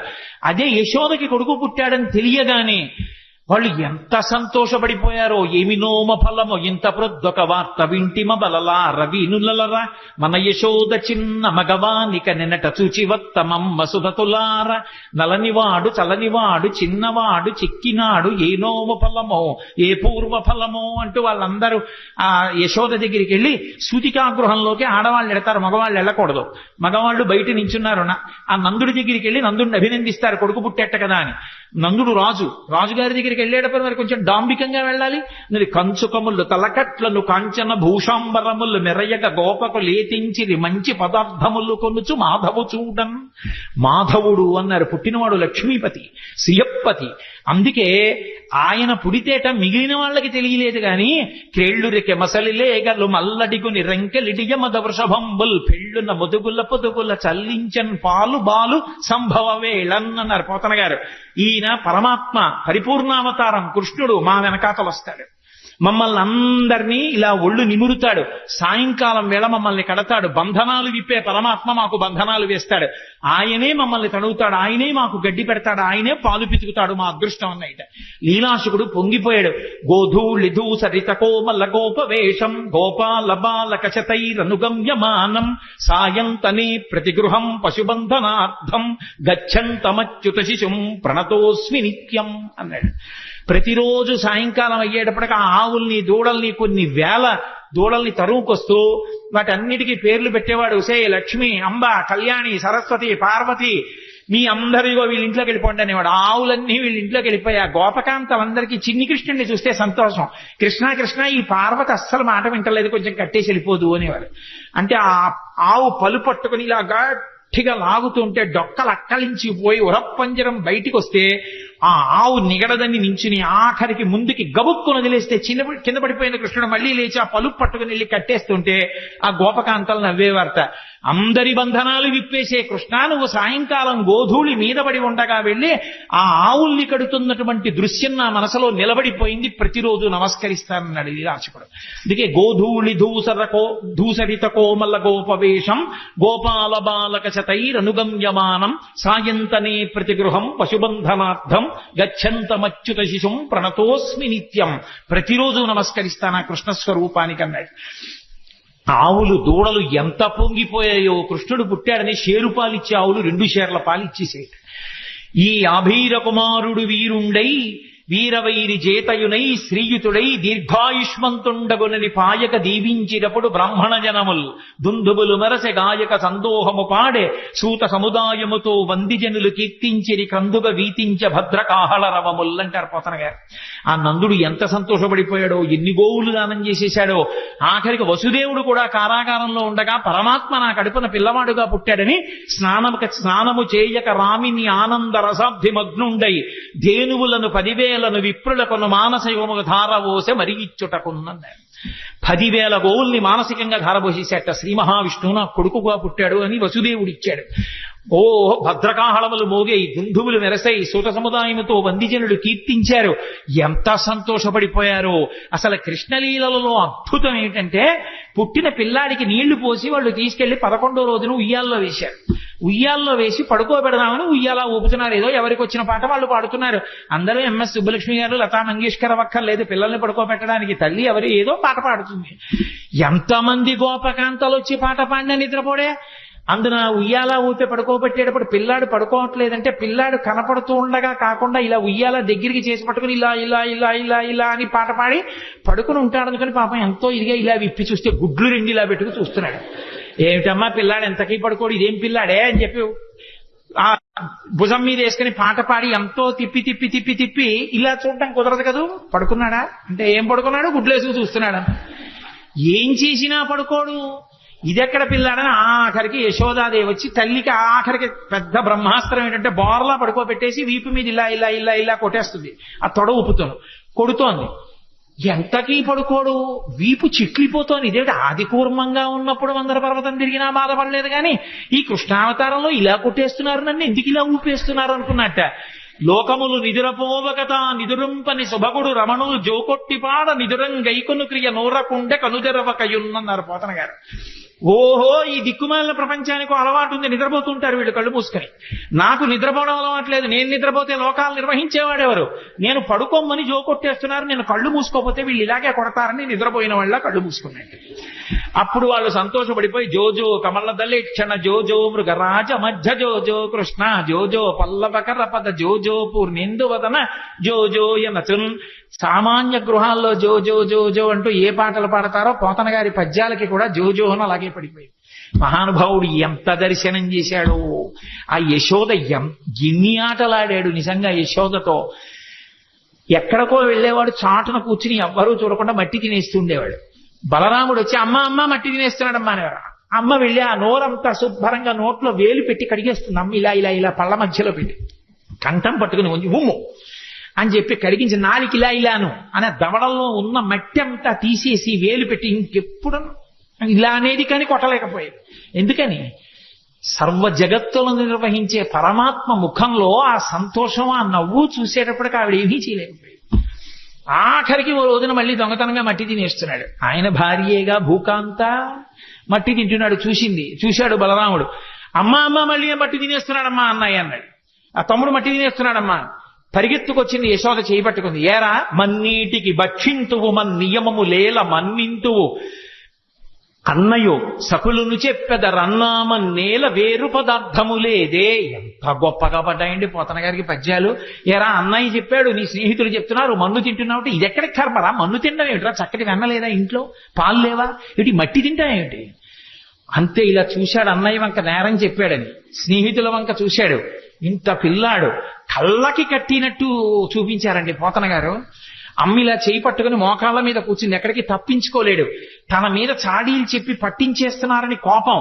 అందుకని అమ్మా మన్ను తినంగనే శిశువునో యాకొంటినో వెర్రినో నమ్మంజూడకు వీరి మాటలు మదిన్నీవు కొట్టంగ దారి మార్గము ఘటించి చెప్పెదరు కాదేని మదీయస్య గంధం ఆఘ్రాణము చేసి నా వచనములు తప్పైన దండింపవే అన్నాడు.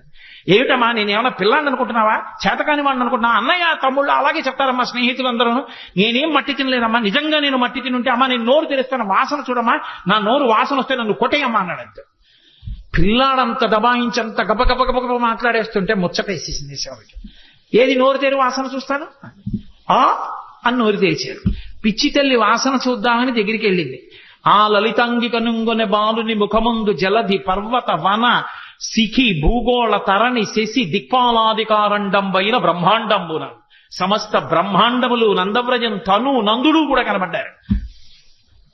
కలయో వైష్ణవమాయయో ఇతర సంకల్పద్ధమో సత్యమో తలపన్నీరగయున్నదానను యశోదాదేవి కానో పరస్థలమో బాలకుడెంత వీధి ముఖస్థంబై అజాండమ్ము ప్రజ్వలమయ్యుండుటకేది హేతువో మహాశ్చర్యంబు చింతింపగన్. ఆశ్చర్యపోయింది, వీడి పిల్లాడా పరమాత్మ అనుకుంది. తనని ఎక్కడ పరమాత్మ అనుకుంటుందో అమ్మ ప్రేమకి దూరం అయిపోతానని మాయ గమ్మేశాడంతే. చీకటి పడింది. ప్రదోష వేళలో పిల్లలకి అన్నం పెడుతూ పూర్వం చీకటి పడేటప్పటికీ అమ్మా మాధవ కబలం తల్లే అంటూ వచ్చేవారు. ఇంట్లో మిగిలింది ఏమైనా ఉంటే వాళ్ళకి వేసేసేవారు. వాళ్ళు ఆ పిలుపు అది వాళ్ళ రూపం కొంచెం భయంకరంగా ఉండదు. కర్ర పట్టుకుని సాయంకాలం వేళ కుక్కలు వెంటపడతాయని ఓ సిలవర్ బళ్ళం పట్టుకుని వస్తుండేవారు ఇంటి ముందుకి. అమ్మా మాధవ కమలం తల్లే అన్నాడు. అప్పుడే చెప్పింది, ఒరే అన్నం తినరా అని. ఆ కథ చెప్పి ఈ కథ చెప్పి నోట్లో అన్నం పెడదా అంటే అని పెట్టు కూర్చున్నాడు. తింటలేదు అన్నం. కోపం వచ్చి అంది యశోద, భిక్షులు ఒత్తురు ఎచ్చిన భిక్షాపత్రమున వేచి బెగడించి నిన్ను శిక్షింతురని చెప్పిన భిక్షులకని తల్లి కనియు భీతిల్లు నృపా. అవునరా, నేను పిలిచి ముద్దుగా చక్కగా గోరు ముద్దలు కలిపి వెన్న అన్నం పెడితే ఎందుకు తింటావు? కాసేపు ఆగి ముష్టి వాళ్ళు వస్తారు, అమ్మా మాధవ కబలం తల్లి అంటారు. నిన్ను తీసుకెళ్లి వాడి పాత్రలో పారేస్తాడు. వాడు అందులో పెట్టి మూత పెట్టి నిన్ను పట్టుకుపోతాడు. వాళ్ళు ఊరి చివర రావి చెట్టు కింద కూర్చుంటారు బాగా చీకటి పడ్డాక. అప్పుడు మూత ఇస్తారు, నిన్ను అక్కడ కూర్చోమంటారు. వాళ్ళు తెచ్చుకున్న అన్నం అంతా తింటారు. అప్పుడు ఆకలి వేస్తుంది కదా. అప్పుడు బాబు నాకు కూడా కొంచెం పెట్టరా అండి అని అడుగుతూ కానివి నోర్మయ్ అని వాళ్ళు తింటారు. అప్పుడు ఏడుస్తూ కూర్చుంది కానీ అప్పుడు అమ్మ ఉండదుగా పెట్టడానికి అంది. అలా చూస్తున్నాడు. ఈలోగా నిజంగా ఎవడో వచ్చి అమ్మ మాధవ కబలం తల్లి అన్నాడు. ఏదో పట్టుకెళ్ళి వేద్దామని పాప వాడు అటు తిరిగింది. వెనక నుంచి వచ్చి అమ్మని గట్టిగా పట్టేసుకుని రెండు కాళ్ళ మధ్యలో తలపెట్టేసి అమ్మ అమ్మ నన్ను వేసేయకమ్మా మాధవ కబలం తల్లి అంటూ వచ్చిన బిచ్చగాడికి వేసేయకమ్మా అన్నాడు. ఏమిటో పొద్దున్న నోట్లో లోకాలు చూసినట్టు అనిపించింది కానీ నా భ్రాంతి పిచ్చి పిల్లాడి ఇంత భయస్తుడు వీడి నోట్లో లోకాలు ఏమిటని పిచ్చి తల్లి మళ్ళీ మాయ వహించి కన్యం కుడుపుతూ పాలు తాగుతూ ఉండేవాడు. మళ్ళీ విశ్వరూప సందర్శనం చేయించాడు తల్లికి. అసలు నిజంగా యశోద ఆడుకున్న ఆటలు విన్న పరీక్షిత్తు గుండెలు బాధేస్తున్నాడు. జగదీశ్వరునకు చన్నిచ్చు తల్లిగా ఏమి నోమునో చెయ్యి యశోద, పుత్రుడంచు అతని పోషించు తండ్రిగా నందుడేమి చేసే నందితాత్మ అని అడిగాడు. ఏమిటి లోకాలని పరిపాలించగలిగినటువంటి పరమేశ్వరుడికి తీసుకెళ్లి నా కొడుకని చెప్పి పాలివ్వడమా? ఈ లోకాలన్నిటికీ ఇలా వేలు చూపించగలిగిన పరమాత్మకి నందుడు వస్తుంటే భయంగా నక్కి నించోడమా? ఆయన చెప్పులు ఇప్పితే తీసి పక్కన పెట్టడమా? నాన్నగారండి నాన్నగారండి అని మంచినీళ్లు తెచ్చివ్వడమా? ఏరా అంటే నాన్నగారండి ఆవుల్ని తీసుకొచ్చాను అని భయంగా చెప్పడమా? ఏం పుణ్యం చేశారయా వీళ్ళిద్దరూ అంటే ధరాద్రోణుల వృత్తాంతం చెప్పవలసి వచ్చింది శుకబ్రహ్మ. మహానుభావుడు కృష్ణ భగవానుడి లీలలు ఎన్ని లీలలండి, కళ్ళకి కట్టినట్టు వర్ణించారు. నేను ఇన్ని లీలలు ఎందుకు తలకొట్టుకు చెప్తున్నానంటే కృష్ణావతారంలో కృష్ణలీలలు వింటే మనసు మీద దాని ప్రభావం ఉంటుంది అని ఓ వాక్యం చెప్తే దాని అర్థం ఏమిటో బాగా ఆవిష్కరించిన వాడిని కాకుండా పోతానని. అవి వింటున్నప్పుడు మన మనసులో కృష్ణ పరమాత్మ యొక్క ముద్ర ఎలా పడుతుంది, ఆ లీలల వలన మనకి ఎంత ప్రయోజనాన్ని చేకూర్చాలని చేశాడన్న దానికోసం నేను ఈ లీలల్ని ఆవిష్కరించడం జరిగింది. నిజంగా ఆ కాళీయమర్దనంలో వెసదామోదరు పాదఘాతనకతుల్ వేవేల చందంబులన్ ప్రసభాటోపమచూప బాపపణ భృచ్చటామండలం వసహంబై పగిలిన్ మళుల్ చదరగా నాస్యంబులన్ చోడితం వెసగన్ దంస్టలు నుగ్గుగాక గరడ వహ్నిజ్వాలికల్ వెల్వడన్. ఆ తోక పట్టుకుని ఆ పడగల మీదకెక్కి ఒక్కొక్క పడగ కిందకి దిగేట్టుగా గుద్ది పైకి లేస్తుంటే మళ్ళీ ఎక్కి తొక్కుతుండేవాడు. యమునా బీజ మృదంగ వజ్జములు మ్రోయం తీర గోపౌఘర్ష మనోజ్ఞ ధనితంబు గేయముగ జంచత్కాలి తవ్యాలి రంగ తరంగ తలంబునన్ పశుగతిన్ గంజాక్షు నిర్మద్దనాక్షము హృద్యద్భుత భీమమై పరగ దివ్యశ్రేణి చూచెందివిన్. అద్భుతమైనటువంటి తాండవం ఆ కాళీయుడి పడగల మీద. ఎన్ని లీలలు ఒకటా రెండా? ఎన్ని లీలలు చేశాడో మహానుభావుడు. ఆఖరికి గోపాల బాలురందరితో కలిసి చల్ది తినడం.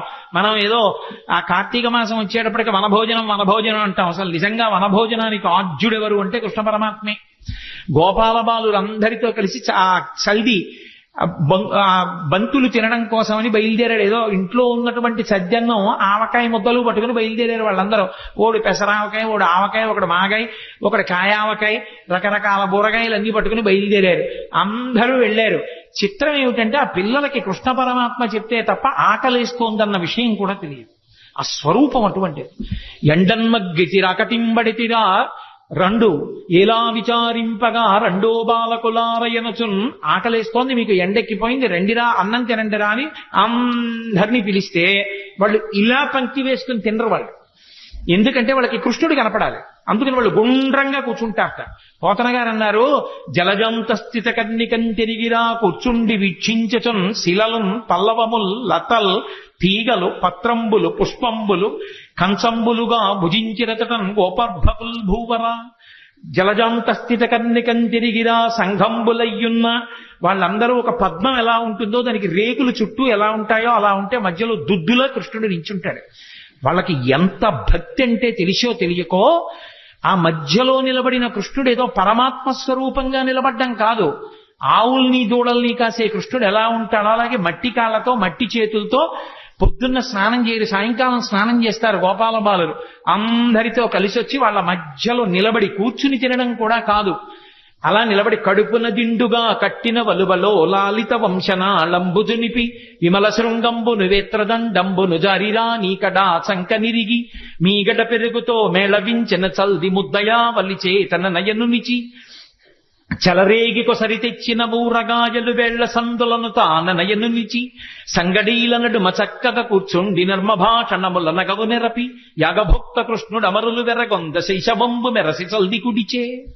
పోతన గారు పొంగిపోయారంతే. అసలు ఆయన మధ్యలో నిలబడి ఆ పైన దట్టి తీసి ఇలా కడుపుకి అడ్డంగా పెద్ద బట్ట కట్టి ఏదో దిండు కట్టినట్టుగానో ఆ వేణువు తీసి అందులో పక్కకి దోపుకుని ఆవుల్ని దూడల్ని పిలవడానికి ఉపయోగించేటటువంటి బోరా కర్ర తీసి చంకలో పెట్టుకుని ఈ చెయ్యి ఇలా అంటే ఓ పడిపోతాయి, అందుకని ఇలాగే పెట్టుకుని అమ్మ పెట్టినటువంటి ఆ మేగడ పెరుగు ముద్ద ఒకటి ఎడం చేతిలో పెట్టుకుంటే కృష్ణ కృష్ణ మా ఇంట్లో ఆవకాయ పెచ్చు తినను ఓడిచ్చాడు, మా ఇంట్లో మాగాయ ముక్క తినను ఓడిచ్చాడు, అవన్నీ వేళ్ల మధ్యలో పెట్టుకుని ఇలా నాక్కుని ఇలా ముద్ద తింటూ వాడిచ్చిన ఎంగిలి ముద్ద తింటూ వాళ్ళల్లో వాళ్ళు ఇందులో పాత్రలోది అందులో పాత్రలోది ఏరుకు తినేస్తుంటే నేను ఇందుకు ఇలా చేయించుకోవడం, అందుకని అలా తినేస్తుంటే వాళ్ళ సంతోషంగా ఆ మధ్యలో నిలబడి తింటున్న ఎవరా కృష్ణుడు, యాగభోక్త కృష్ణుడమరులు వెరగొంద శైశవంబు మెరసి చల్ది కుడిచే. యాగభోక్త అయిన కృష్ణ పరమాత్మ స్వాహాకారంతో ఇస్తే తినవలసిన వాడు గోపాల బాలుల మధ్యలో ఇంగిళ్లు తింటుంటే రంభాదులు నాట్యం చేశారు పైన. ఏమీ ఆశ్చర్యం రా, ఇంతకి కిందకొచ్చేశాడో పరమాత్మ. ఏ పాములెరుగక ఏ పారుమేటికి పశుల కాపరి ఇంట పాము కలిగే, ఏ కర్మయును లేక వెలయునొక్కటికి జతకర్మంబులు సంభవించే, ఏ తల్లి చనుబాలు ఎన్నడెరుగని ప్రోఢ తల్లి యశోద చన్నుల పాలు త్రావనిరిగే, ఏ హాని వృద్ధుల నెరుగని బ్రహ్మంబు పొదివిటిలో వృద్ధి పొందనుందే, ఏ తపములనైన ఎలమి పండని పంట వల్లవీజనముల వాడపండే, ఏ చదువులనైన ఇట్టిట్టెదనరాని అవయవముల యందు అందముందే. ఏమి అద్భుతం! వికారములు లేని పరమాత్మ యజ్ఞభోక్త వీళ్ల మధ్యలో నిలబడి సద్యన్నం తింటున్నాడా అని తెల్లబోయారు. అది కృష్ణావతారం అంటే అంత కిందకొచ్చేసింది. బ్రహ్మగారు ఆశ్చర్యపోయి వాడు పరమాత్మ అని ఆవుల్ని దూడల్ని దాచేశాడు. ఏమీ తెలియని వాళ్ళ వెళ్ళి చూశాడు, ఓహో నా కొడుకు నా నాభికమలంలో పుట్టినవాడు నన్నే మాయి చేద్దామని ఆవుల్ని దూడల్ని పట్టుకుపోయాడు. ఆయన పట్టుకుపోతే నేను సృజించలేనా ఏమనుకున్నాడు. మళ్ళీ ఏ ఆవుల్ని ఏ దూడల్ని ఏ మచ్చలున్నదాన్ని అలా ఆవుల్ని దూడల్ని చూసి ఇలా వచ్చేటప్పటికి పిల్లల్ని దాచేశాడు. వీళ్ళని దాచేస్తేనే సృజించలేనా ఏమనుకున్నాడు. కరములు పదములున్ శిరంబుల్ లవనగ్నంబుల్ ముఖములున్ కన్నులు ముక్కులున్ శ్రవణముల్ దండనంబర సడ్వేణు విషాణ భూషణ భయో భాషాగుణాఖ్యాన తత్పరతల్ద వీడవకుండ దల్చె విబుడా వత్సర్భకాకారముల్.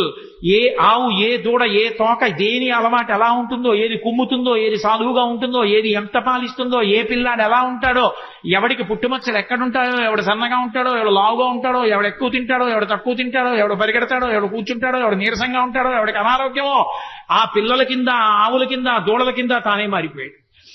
ఇంటికి వెళ్ళేటప్పటికే పోని తల్లులు గుర్తుపట్టగలరా? ఏ తల్లులకే బాలకు లేతెరుగున తిరిగి ప్రీతి కలిగింతురుమున్న తల్లుల కాబాలకు లాతెరగున ప్రీతి చేసినవనీనాథ అన్నాడు సుఖబ్రహ్మ.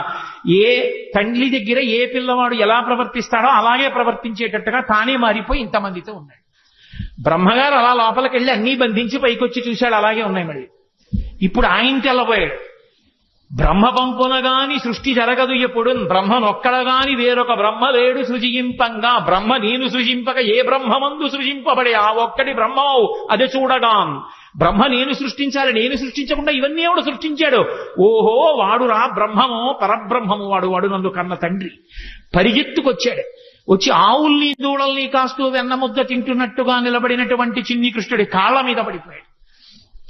పడిపోతే అప్పుడు అది కృష్ణావతారం యొక్క మహాత్యం. అంటే బ్రహ్మగారంతటి వాడు ఇలా బ్రహ్మపదంబు వేదములకన్ వీక్షింపగానాని నిన్నీ లోకంబున ఈ వనాంతరమునంది మందలో కృష్ణయం చాలాపాలి సమస్త భావములినీయందే నిక్షేపించు ఈ వ్రేలందొక్కని పాదరేణువులపై వేష్టించినం చాలదే అని అడిగాడు. నాకొద్దు దిక్కుమాల బ్రహ్మపదవి తీసేయి. ఇంతమంది పిల్లలు ఎన్నడునైన యోగి విభులవ్వని పాదపరాగమింతయున్ కన్నుల కానరట్టి హరి తద్దయు కైవడి చేడియాడుచున్ కౌగిట చెచ్చుతున్ తన్నుచు గుద్దుతున్ నగచు తద్దయు కైవడి కూడియాడుచున్ మన్నన చేయు వల్లవ కుమారుల భాగ్యము వింతయొప్పునే. పరబ్రహ్మమైనటువంటి నువ్వు ఈ భూమండలం మీద ఆడుకుంటుంటే ఏమీ తెలియని గోపాల బాలులు నిన్ను కౌగులించుకుంటున్నారు, తంతున్నారు, గుద్దుతున్నారు, నీ మీద పడుతున్నారు. అదా అదృష్టం, బ్రహ్మపదవి అదృష్టమా? ఎందుకు వచ్చింది? మాయ కమ్మింది నాకు. వద్దు తీసేయి. ఈ గోపాల బాలులలో ఎవరి పాదానికైనా అంటుకున్న ధూళి నా నాలుగు తలకాయల మీద చల్లుకుంటాను, నాకు అనుమతి అన్నాడు. అహోభాగ్యం నందగోప వ్రజౌకసాం యన్మిత్రం పరమానందం పూర్ణం బ్రహ్మసనాతనం అంటారు వ్యాసుల వారు మూల భాగవతంలో. అంత అద్భుతమైనటువంటి అవతారం. అటువంటి పరమాత్మ పెద్దవాడైన తర్వాత ఎంత రక్షణ చేశాడో పాండవులను. అసలు నిజంగా కృష్ణ పరమాత్మయే లేకపోతే పాండవులు లేనే లేదు. ఎన్ని సందర్భాల్లో ఎన్ని చోట్ల ఎంత రక్షించాడో. భీష్మాచార్యుల వారు స్వచ్ఛంద మరణం, ఆయన్ని నిగ్రహించగలిగిన వాడు లేడు. దేవతలందరూ వచ్చి ఒక పక్క నిలబడినా సరే ఆయన్ని నిర్జించలేరు. ఆయనే చెలరేగి యుద్ధం చేస్తుంటే ధర్మరాజు గారు భయపడిపోయాడు. నిద్ర పట్టక శిబిరంలో తిరుగుతుంటే కృష్ణ పరమాత్మని చూశాడు.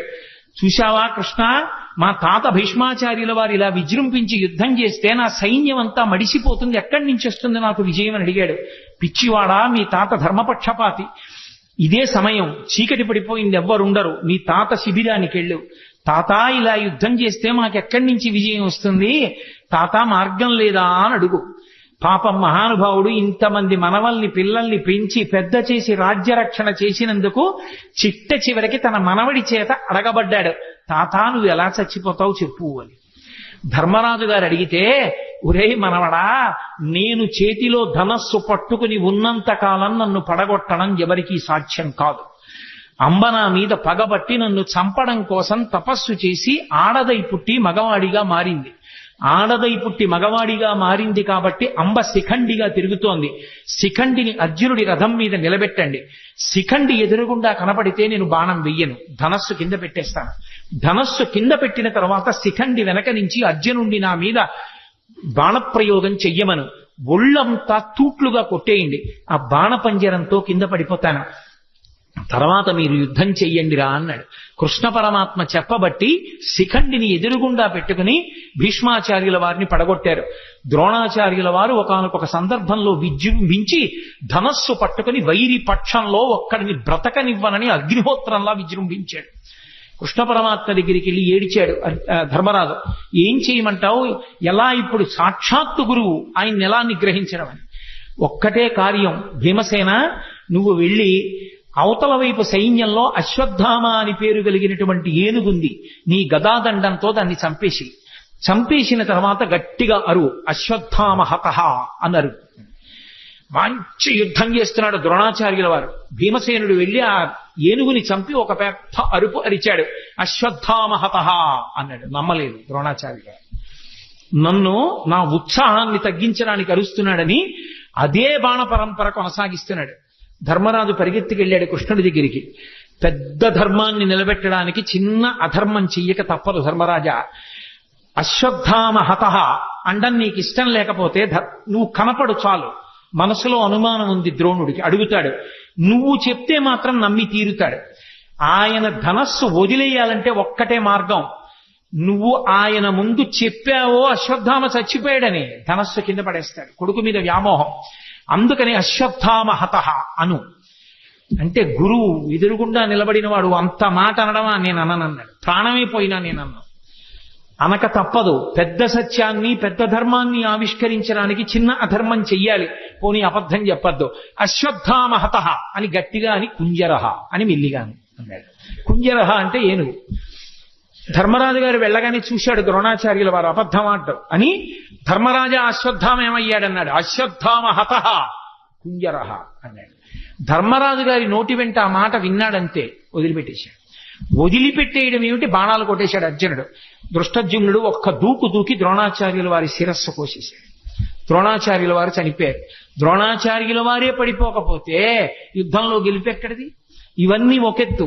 సైంధవుడు యుద్ధానికి వచ్చినప్పుడు పరమశివుడి గురించి తపస్సు చేశాడు. పరమశివుడి గురించి తపస్సు చేసి పంచపాండవుల్ని గెలిచే వరం ఇమ్మన్నాడు. పంచపాండవుల్ని గెలవడం నీ తరం కాదు, పాశుపతాస్త్రం నేనే ఇచ్చే అర్జునుడికి. అర్జునుడిని తక్క మిగిలిన నలుగురిని ఒకరోజు మాత్రం యుద్ధంలో గెలుస్తా ఉన్నాడు.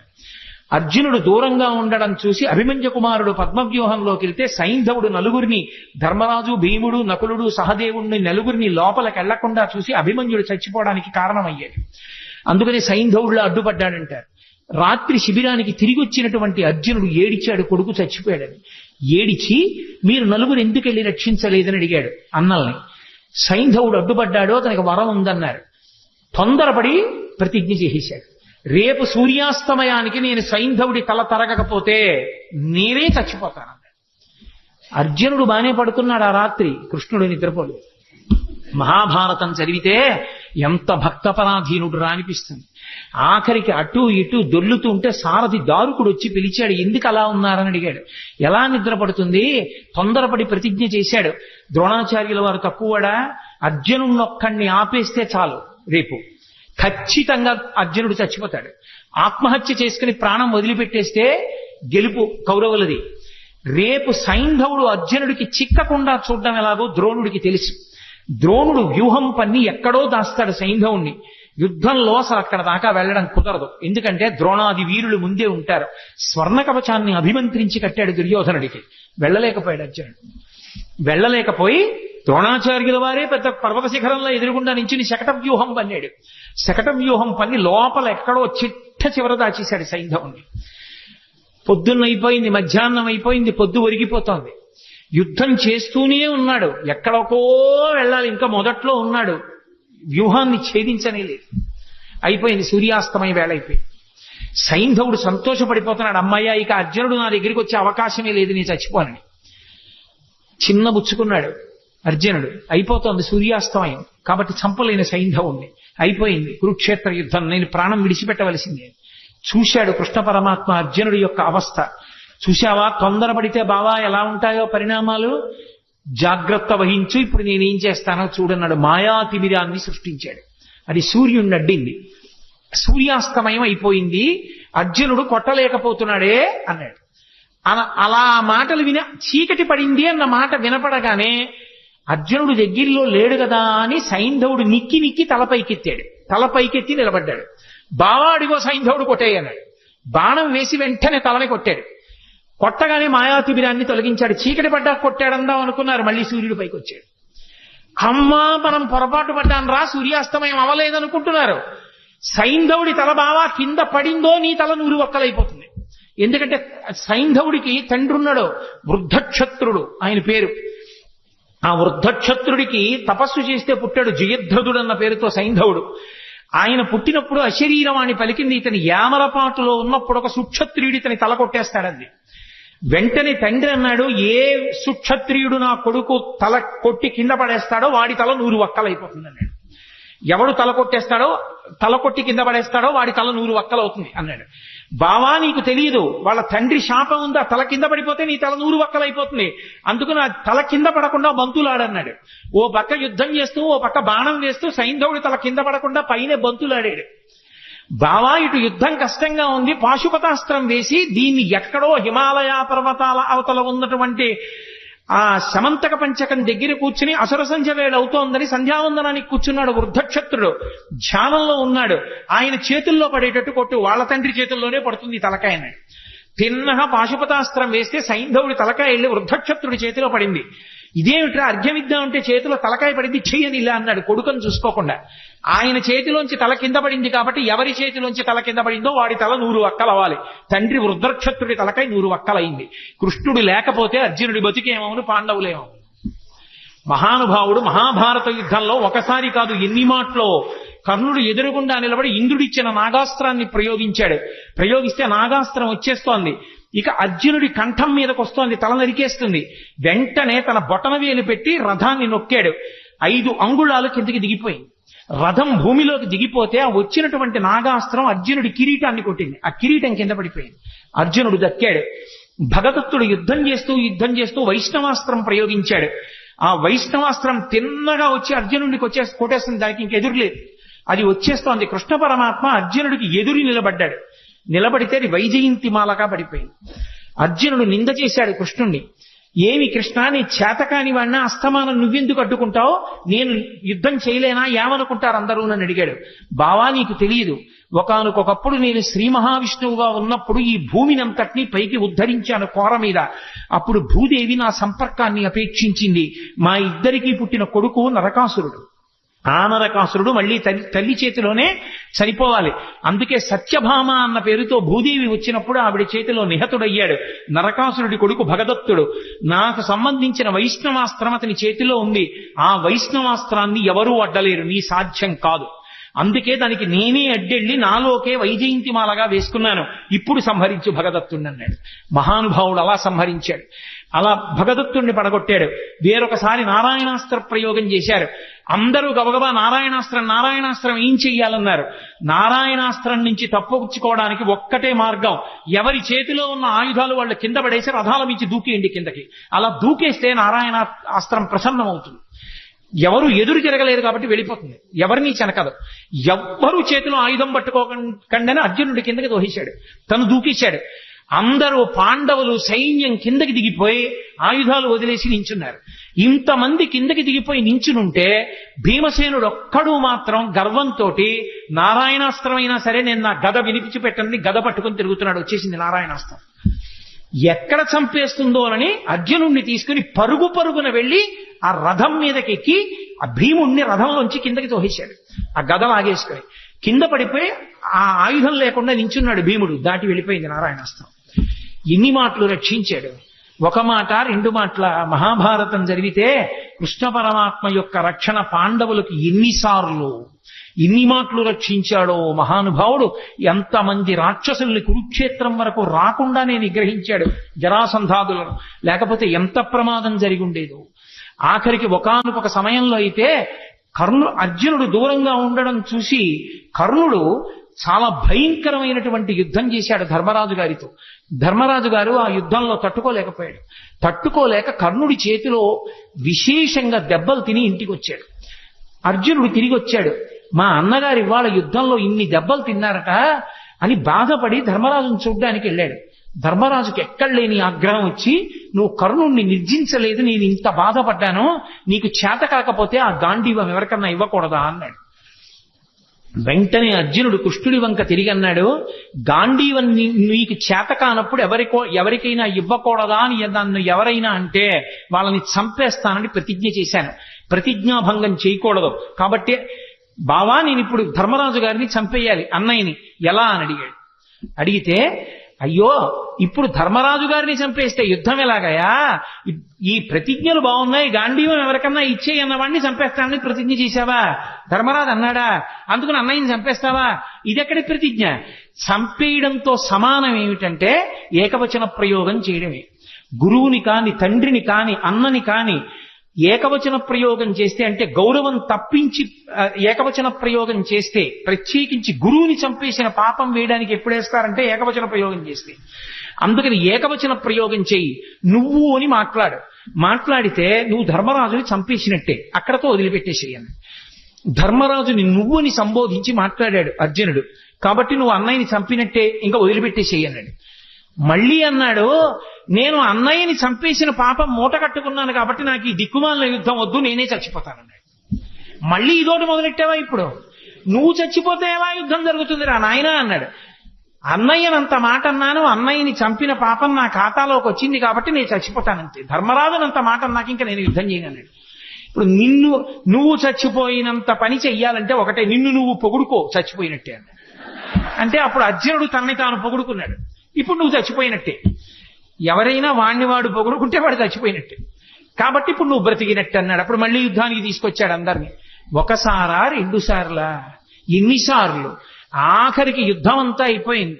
యుద్ధం అంతా అయిపోయిన తర్వాత నదీ తీరానికి తీసుకెళ్లి రథాన్ని నిలబెట్టి, బావా నీకు సంబంధించినటువంటి యుద్ధ పరికరాలన్నీ తీసుకుని రథం దిగి దూరంగా వెళ్ళిపోన్నాడు. అర్జునుడు కిందకి దిగిపోయి అన్నీ తీసుకుని దూరంగా వెళ్ళిపోయి నించున్నాడు. కృష్ణ పరమాత్మ స్వామి హనుమని వెళ్ళిపోమన్నారు పతాకం నుంచి. రథాన్ని ఆవహించి ఉన్నటువంటి సమస్త భూతములను వెళ్ళిపోమన్నారు. వెళ్ళిపోమ్మని కృష్ణ పరమాత్మ రథంలోంచి కిందకి దూకారంటే రథం భగ్గున కాలిపోయింది. అడిగాడు అర్జునుడు, బావా ఇదేంటి రథం ఇలా కాలిపోయిందని అడిగాడు. నాయనా ఇది ఎప్పుడో కాలిపోయింది. భీష్మ, ద్రోణ, కర్ణ మహావీరులు ప్రయోగించినటువంటి బాణ పరంపరలకి ఈ రథం కాలిపోయింది. నువ్వు కాలిపోతావని దీన్ని కాలిపోకుండా ఆపాను. ఇప్పుడు ఇక యుద్ధంలో విజయం సాధించావు కాబట్టి ఈ రథాన్ని కాలిపోవడానికి అనుమతించాను. కాబట్టి బావా రథం కాలిపోయింది అన్నాడు. నిజంగా కృష్ణ పరమాత్మ యొక్క అండే పాండవులకు లేకపోతే గెలవగలరా? మహానుభావుడు యుద్ధంలో నిలబడ్డాడు కాబట్టి రక్షించాడు. అన్న బలరాముడే భీమసేనుణ్ణి చంపుతానన్నప్పుడు కాపాడాడు.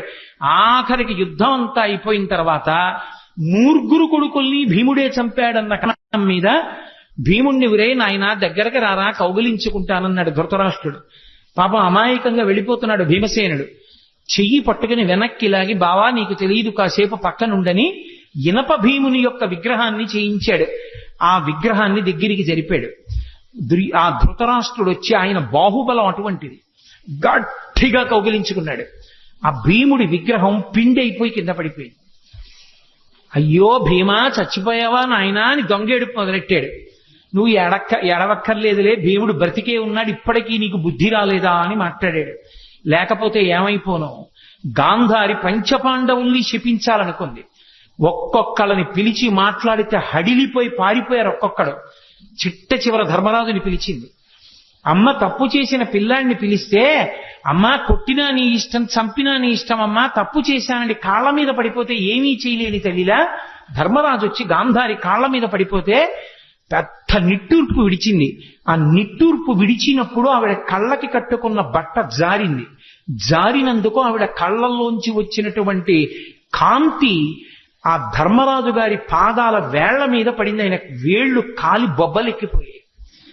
అంతటి తీవ్ర దృక్కులతో చూసింది. చిట్ట చివరికి పాండవుల రక్షించినందుకు గాంధారి వలన కృష్ణ పరమాత్మ శాపం పొంది అవతార పరిసమాప్తి చేశారు.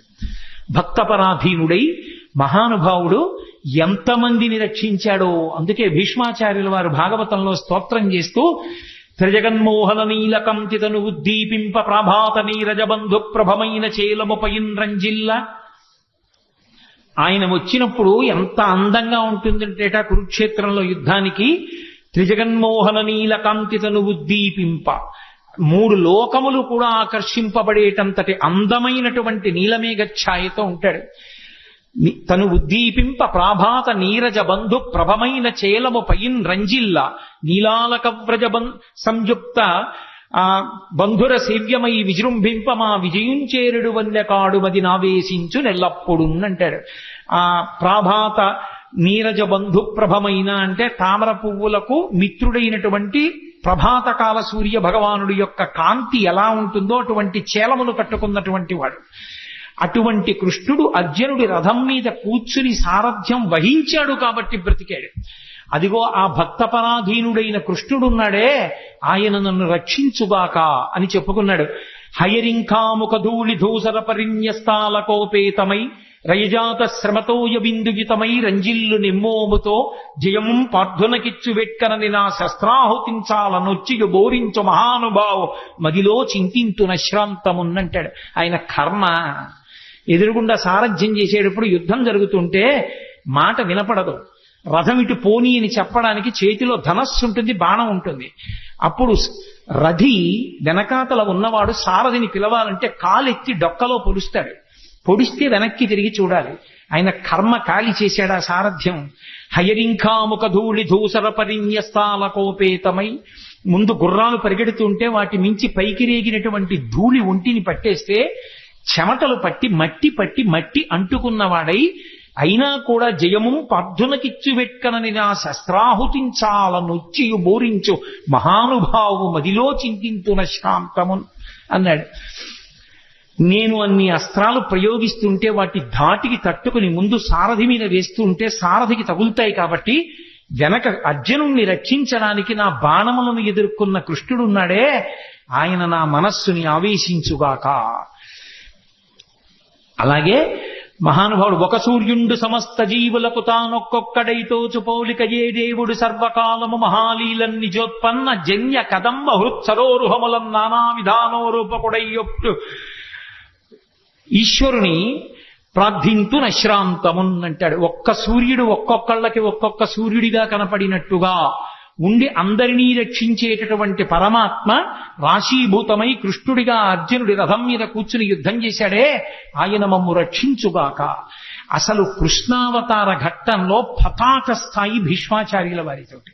ఎందుచేత అంటే సర్వసైన్యాధిపత్యం భీష్మాచార్యుల వారికి ఇచ్చారు. ఈ పద్యంతో నా ఉపన్యాసాన్ని పూర్తి చేస్తాను. ఇటు సర్వసైన్యాధిపత్యం భీష్మాచార్యుల వారిది, అటు కృష్ణుడు ఏ ప్రతిజ్ఞ చేశాడని అడిగాడు భీష్ముడు. ఆయుధం పట్టట, కేవలం సారథ్యం మాత్రమే చేస్తాట, అలా ప్రతిజ్ఞ చేశాడన్నారు. ఓహో అలా ప్రతిజ్ఞ చేశాడా, కృష్ణుడు పరమాత్మ అని భీష్ముడికి తెలుసు. భీష్ముడు అన్నాడు నేను ప్రతిజ్ఞ చేస్తున్నాను, నేను కృష్ణుడి చేత ఆయుధం పట్టిస్తానన్నాడు. భక్తుడు నెగ్గాలా పరమేశ్వరుడు నెగ్గాలా? యుద్ధం వచ్చింది, కృష్ణుడు ఆయుధం పట్టడగా. భీష్మాచార్యుల వారు యుద్ధం చేస్తున్నారు. కృష్ణుడి చేత ఆయుధం పట్టిస్తే భీష్ముడు నెగ్గుతాడు, కృష్ణుడు ఆయుధం పట్టకపోతే కృష్ణుడు నెగ్గుతాడు. భగవంతుడా భక్తుడా ఇద్దరికీ వేదిక కురుక్షేత్రమైంది. భీష్మాచార్యుల వారు విపరీతంగా బాణ పరంపర విడిచిపెట్టేస్తున్నారు. తట్టుకోలేకపోతున్నాడు అర్జునుడు. వెనక్కి తిరిగి చూశాడు కృష్ణుడు, పూచిన మోదుగు చెట్టును కొట్టినట్టు కొట్టేస్తున్నాడు. రక్తం కారిపోతోంది అర్జునుడికి. అంతే, మరిచిపోయాడు తన చేసిన ప్రతిజ్ఞ. కుప్పించి ఎగసిన కుండలంబుల కాంతి గగన భాగం వెల్ల కప్పికొనగా ఉరికిన నోర్వక నుదరంబులో నున్న జగముల వ్రేగున జగతి కదుల చక్రంబు చేబట్టి సనుదించురయమునపై నున్న పచ్చని పటముజార నమ్మితి నాలావు నగుబాటు చేయకు మన్నింపుమని క్రీడి మరల దిగువ కరికి లంఘించు సింహంబు కరణి మెరసి నేడు భీష్ముని చంపుదు నిన్ను కాతు విడువు మర్జున యటంచు మద్ది శిఖవృష్టి తెరలి చనుదించు దేవుండు దిక్కు నాకు అని చెప్పుకున్నాడు భీష్మాచార్యుల వారు. ఎవరు నాకు దిక్కు అంటే చెప్పాడు. అదిగో ఆ రోజున నేను బాణ పరంపరలు విడిచిపెడుతుంటే అర్జునుడు తట్టుకోలేకపోతే ఎక్కడ అర్జునుడు కింద పడిపోతాడోనని అర్జునుణ్ణి రక్షించుకోవడం కోసం తను ఆయుధం పట్టనన్న ప్రతిజ్ఞని కూడా మర్చిపోయి పగ్గాలు విసిరి పారేసి రథం నుంచి కిందకి దూకేస్తే కుప్పించి ఎగసిన కుండలంబుల కాంతి గగన భాగం వెల్ల కప్పికొనగా ఆ దూకినప్పుడు కృష్ణుడి కుండలములు ఇలా ఊగితే వాటి కాంతి ఆకాశాన్ని కప్పేసిందిట. ఆయన కడుపులో ఉన్నటువంటి జగములన్నీ ఇలా ఊగిపోతే కోపంతో ఆయుధం పట్టనన్నవాడు చక్రం పట్టుకుని పరిగెత్తుకొచ్చేస్తుంటే పైనున్న పచ్చని పటముజార వేసుకున్న పచ్చటి ఆ ఉత్తరీయం జారి కింద పడిపోతుంటే నమ్మితి నాలా ఉనగుబాటు చేయకు మన్నింపుమని క్రీడి మరల దిగువ. బావా బావా అర్జునుడు చేతకాని వాడు కాకపోతే కృష్ణుడు ఆయుధం పట్టుకున్నాడని లోకం చెప్పుకుంటుంది. బావా వదిలేయి వదిలేయి వదిలేయి అని అర్జునుడు వెంట పడుతుంటే నేను సారథ్యం చేస్తుండగా నా వెనక నువ్వు ఉండగా నాకు పరమభక్తుడమైన నిన్ను నా ఎదురుకుండా ఇన్ని బాణాలు పెట్టి కొట్టేస్తాడా? సంపేస్తాను ఇవాళ భీష్మాచార్యుల వారిని ఏమనుకుంటున్నాడోనని కరికి లంఘించు సింహంబు కరణి మెరసి నేడు భీష్ముని చంపుతూ నిన్ను కాతో విడువు మర్జున యటంచు మధ్య శిఖవృష్టి తెరలి చనుదించు దేవుండు దిక్కు నాకు. అర్జున విడిచిపెట్టవాయా, ఏమిటి మాట్లాడుతున్నావు? నేనుండగా నిన్ను చంపుతాడా? ఏమిటా బాణాలు వేయడం? సంపేస్తాను ఇవాళ భీష్ముండని తన ప్రతిజ్ఞ కూడా మరిచిపోయి చక్రం పట్టుకుని పరిగెత్తుకుంటూ వచ్చి నన్ను చంపేద్దామని వచ్చేసినటువంటి భక్త పరాధీనుడైన కృష్ణ భగవానుడు ఉన్నాడే, ఆయన నాకు దిక్కని చెప్పుకున్నాడు భీష్మాచార్యులు. అంతటి మహానుభావుడు కృష్ణావతారం అంటే ప్రాతస్మరణీయం. ఆ కృష్ణ భగవానుణ్ణి తలుచుకుంటే చాలు జగదాచార్యుడు. ఎన్ని యుగాలైపోయినా కూడా లోకానికి జ్ఞానాన్ని పెంచిపెట్టడానికి భగవద్గీతనిచ్చినటువంటి మహానుభావుడు, అనుగీతనిచ్చినటువంటి మహానుభావుడు. అంతటి కృష్ణ పరమాత్మ, అంత గొప్ప అవతారం, పరిపూర్ణావతారం. అటువంటి కృష్ణావతారం తర్వాత వచ్చినటువంటి అవతారం కల్కి అవతారం.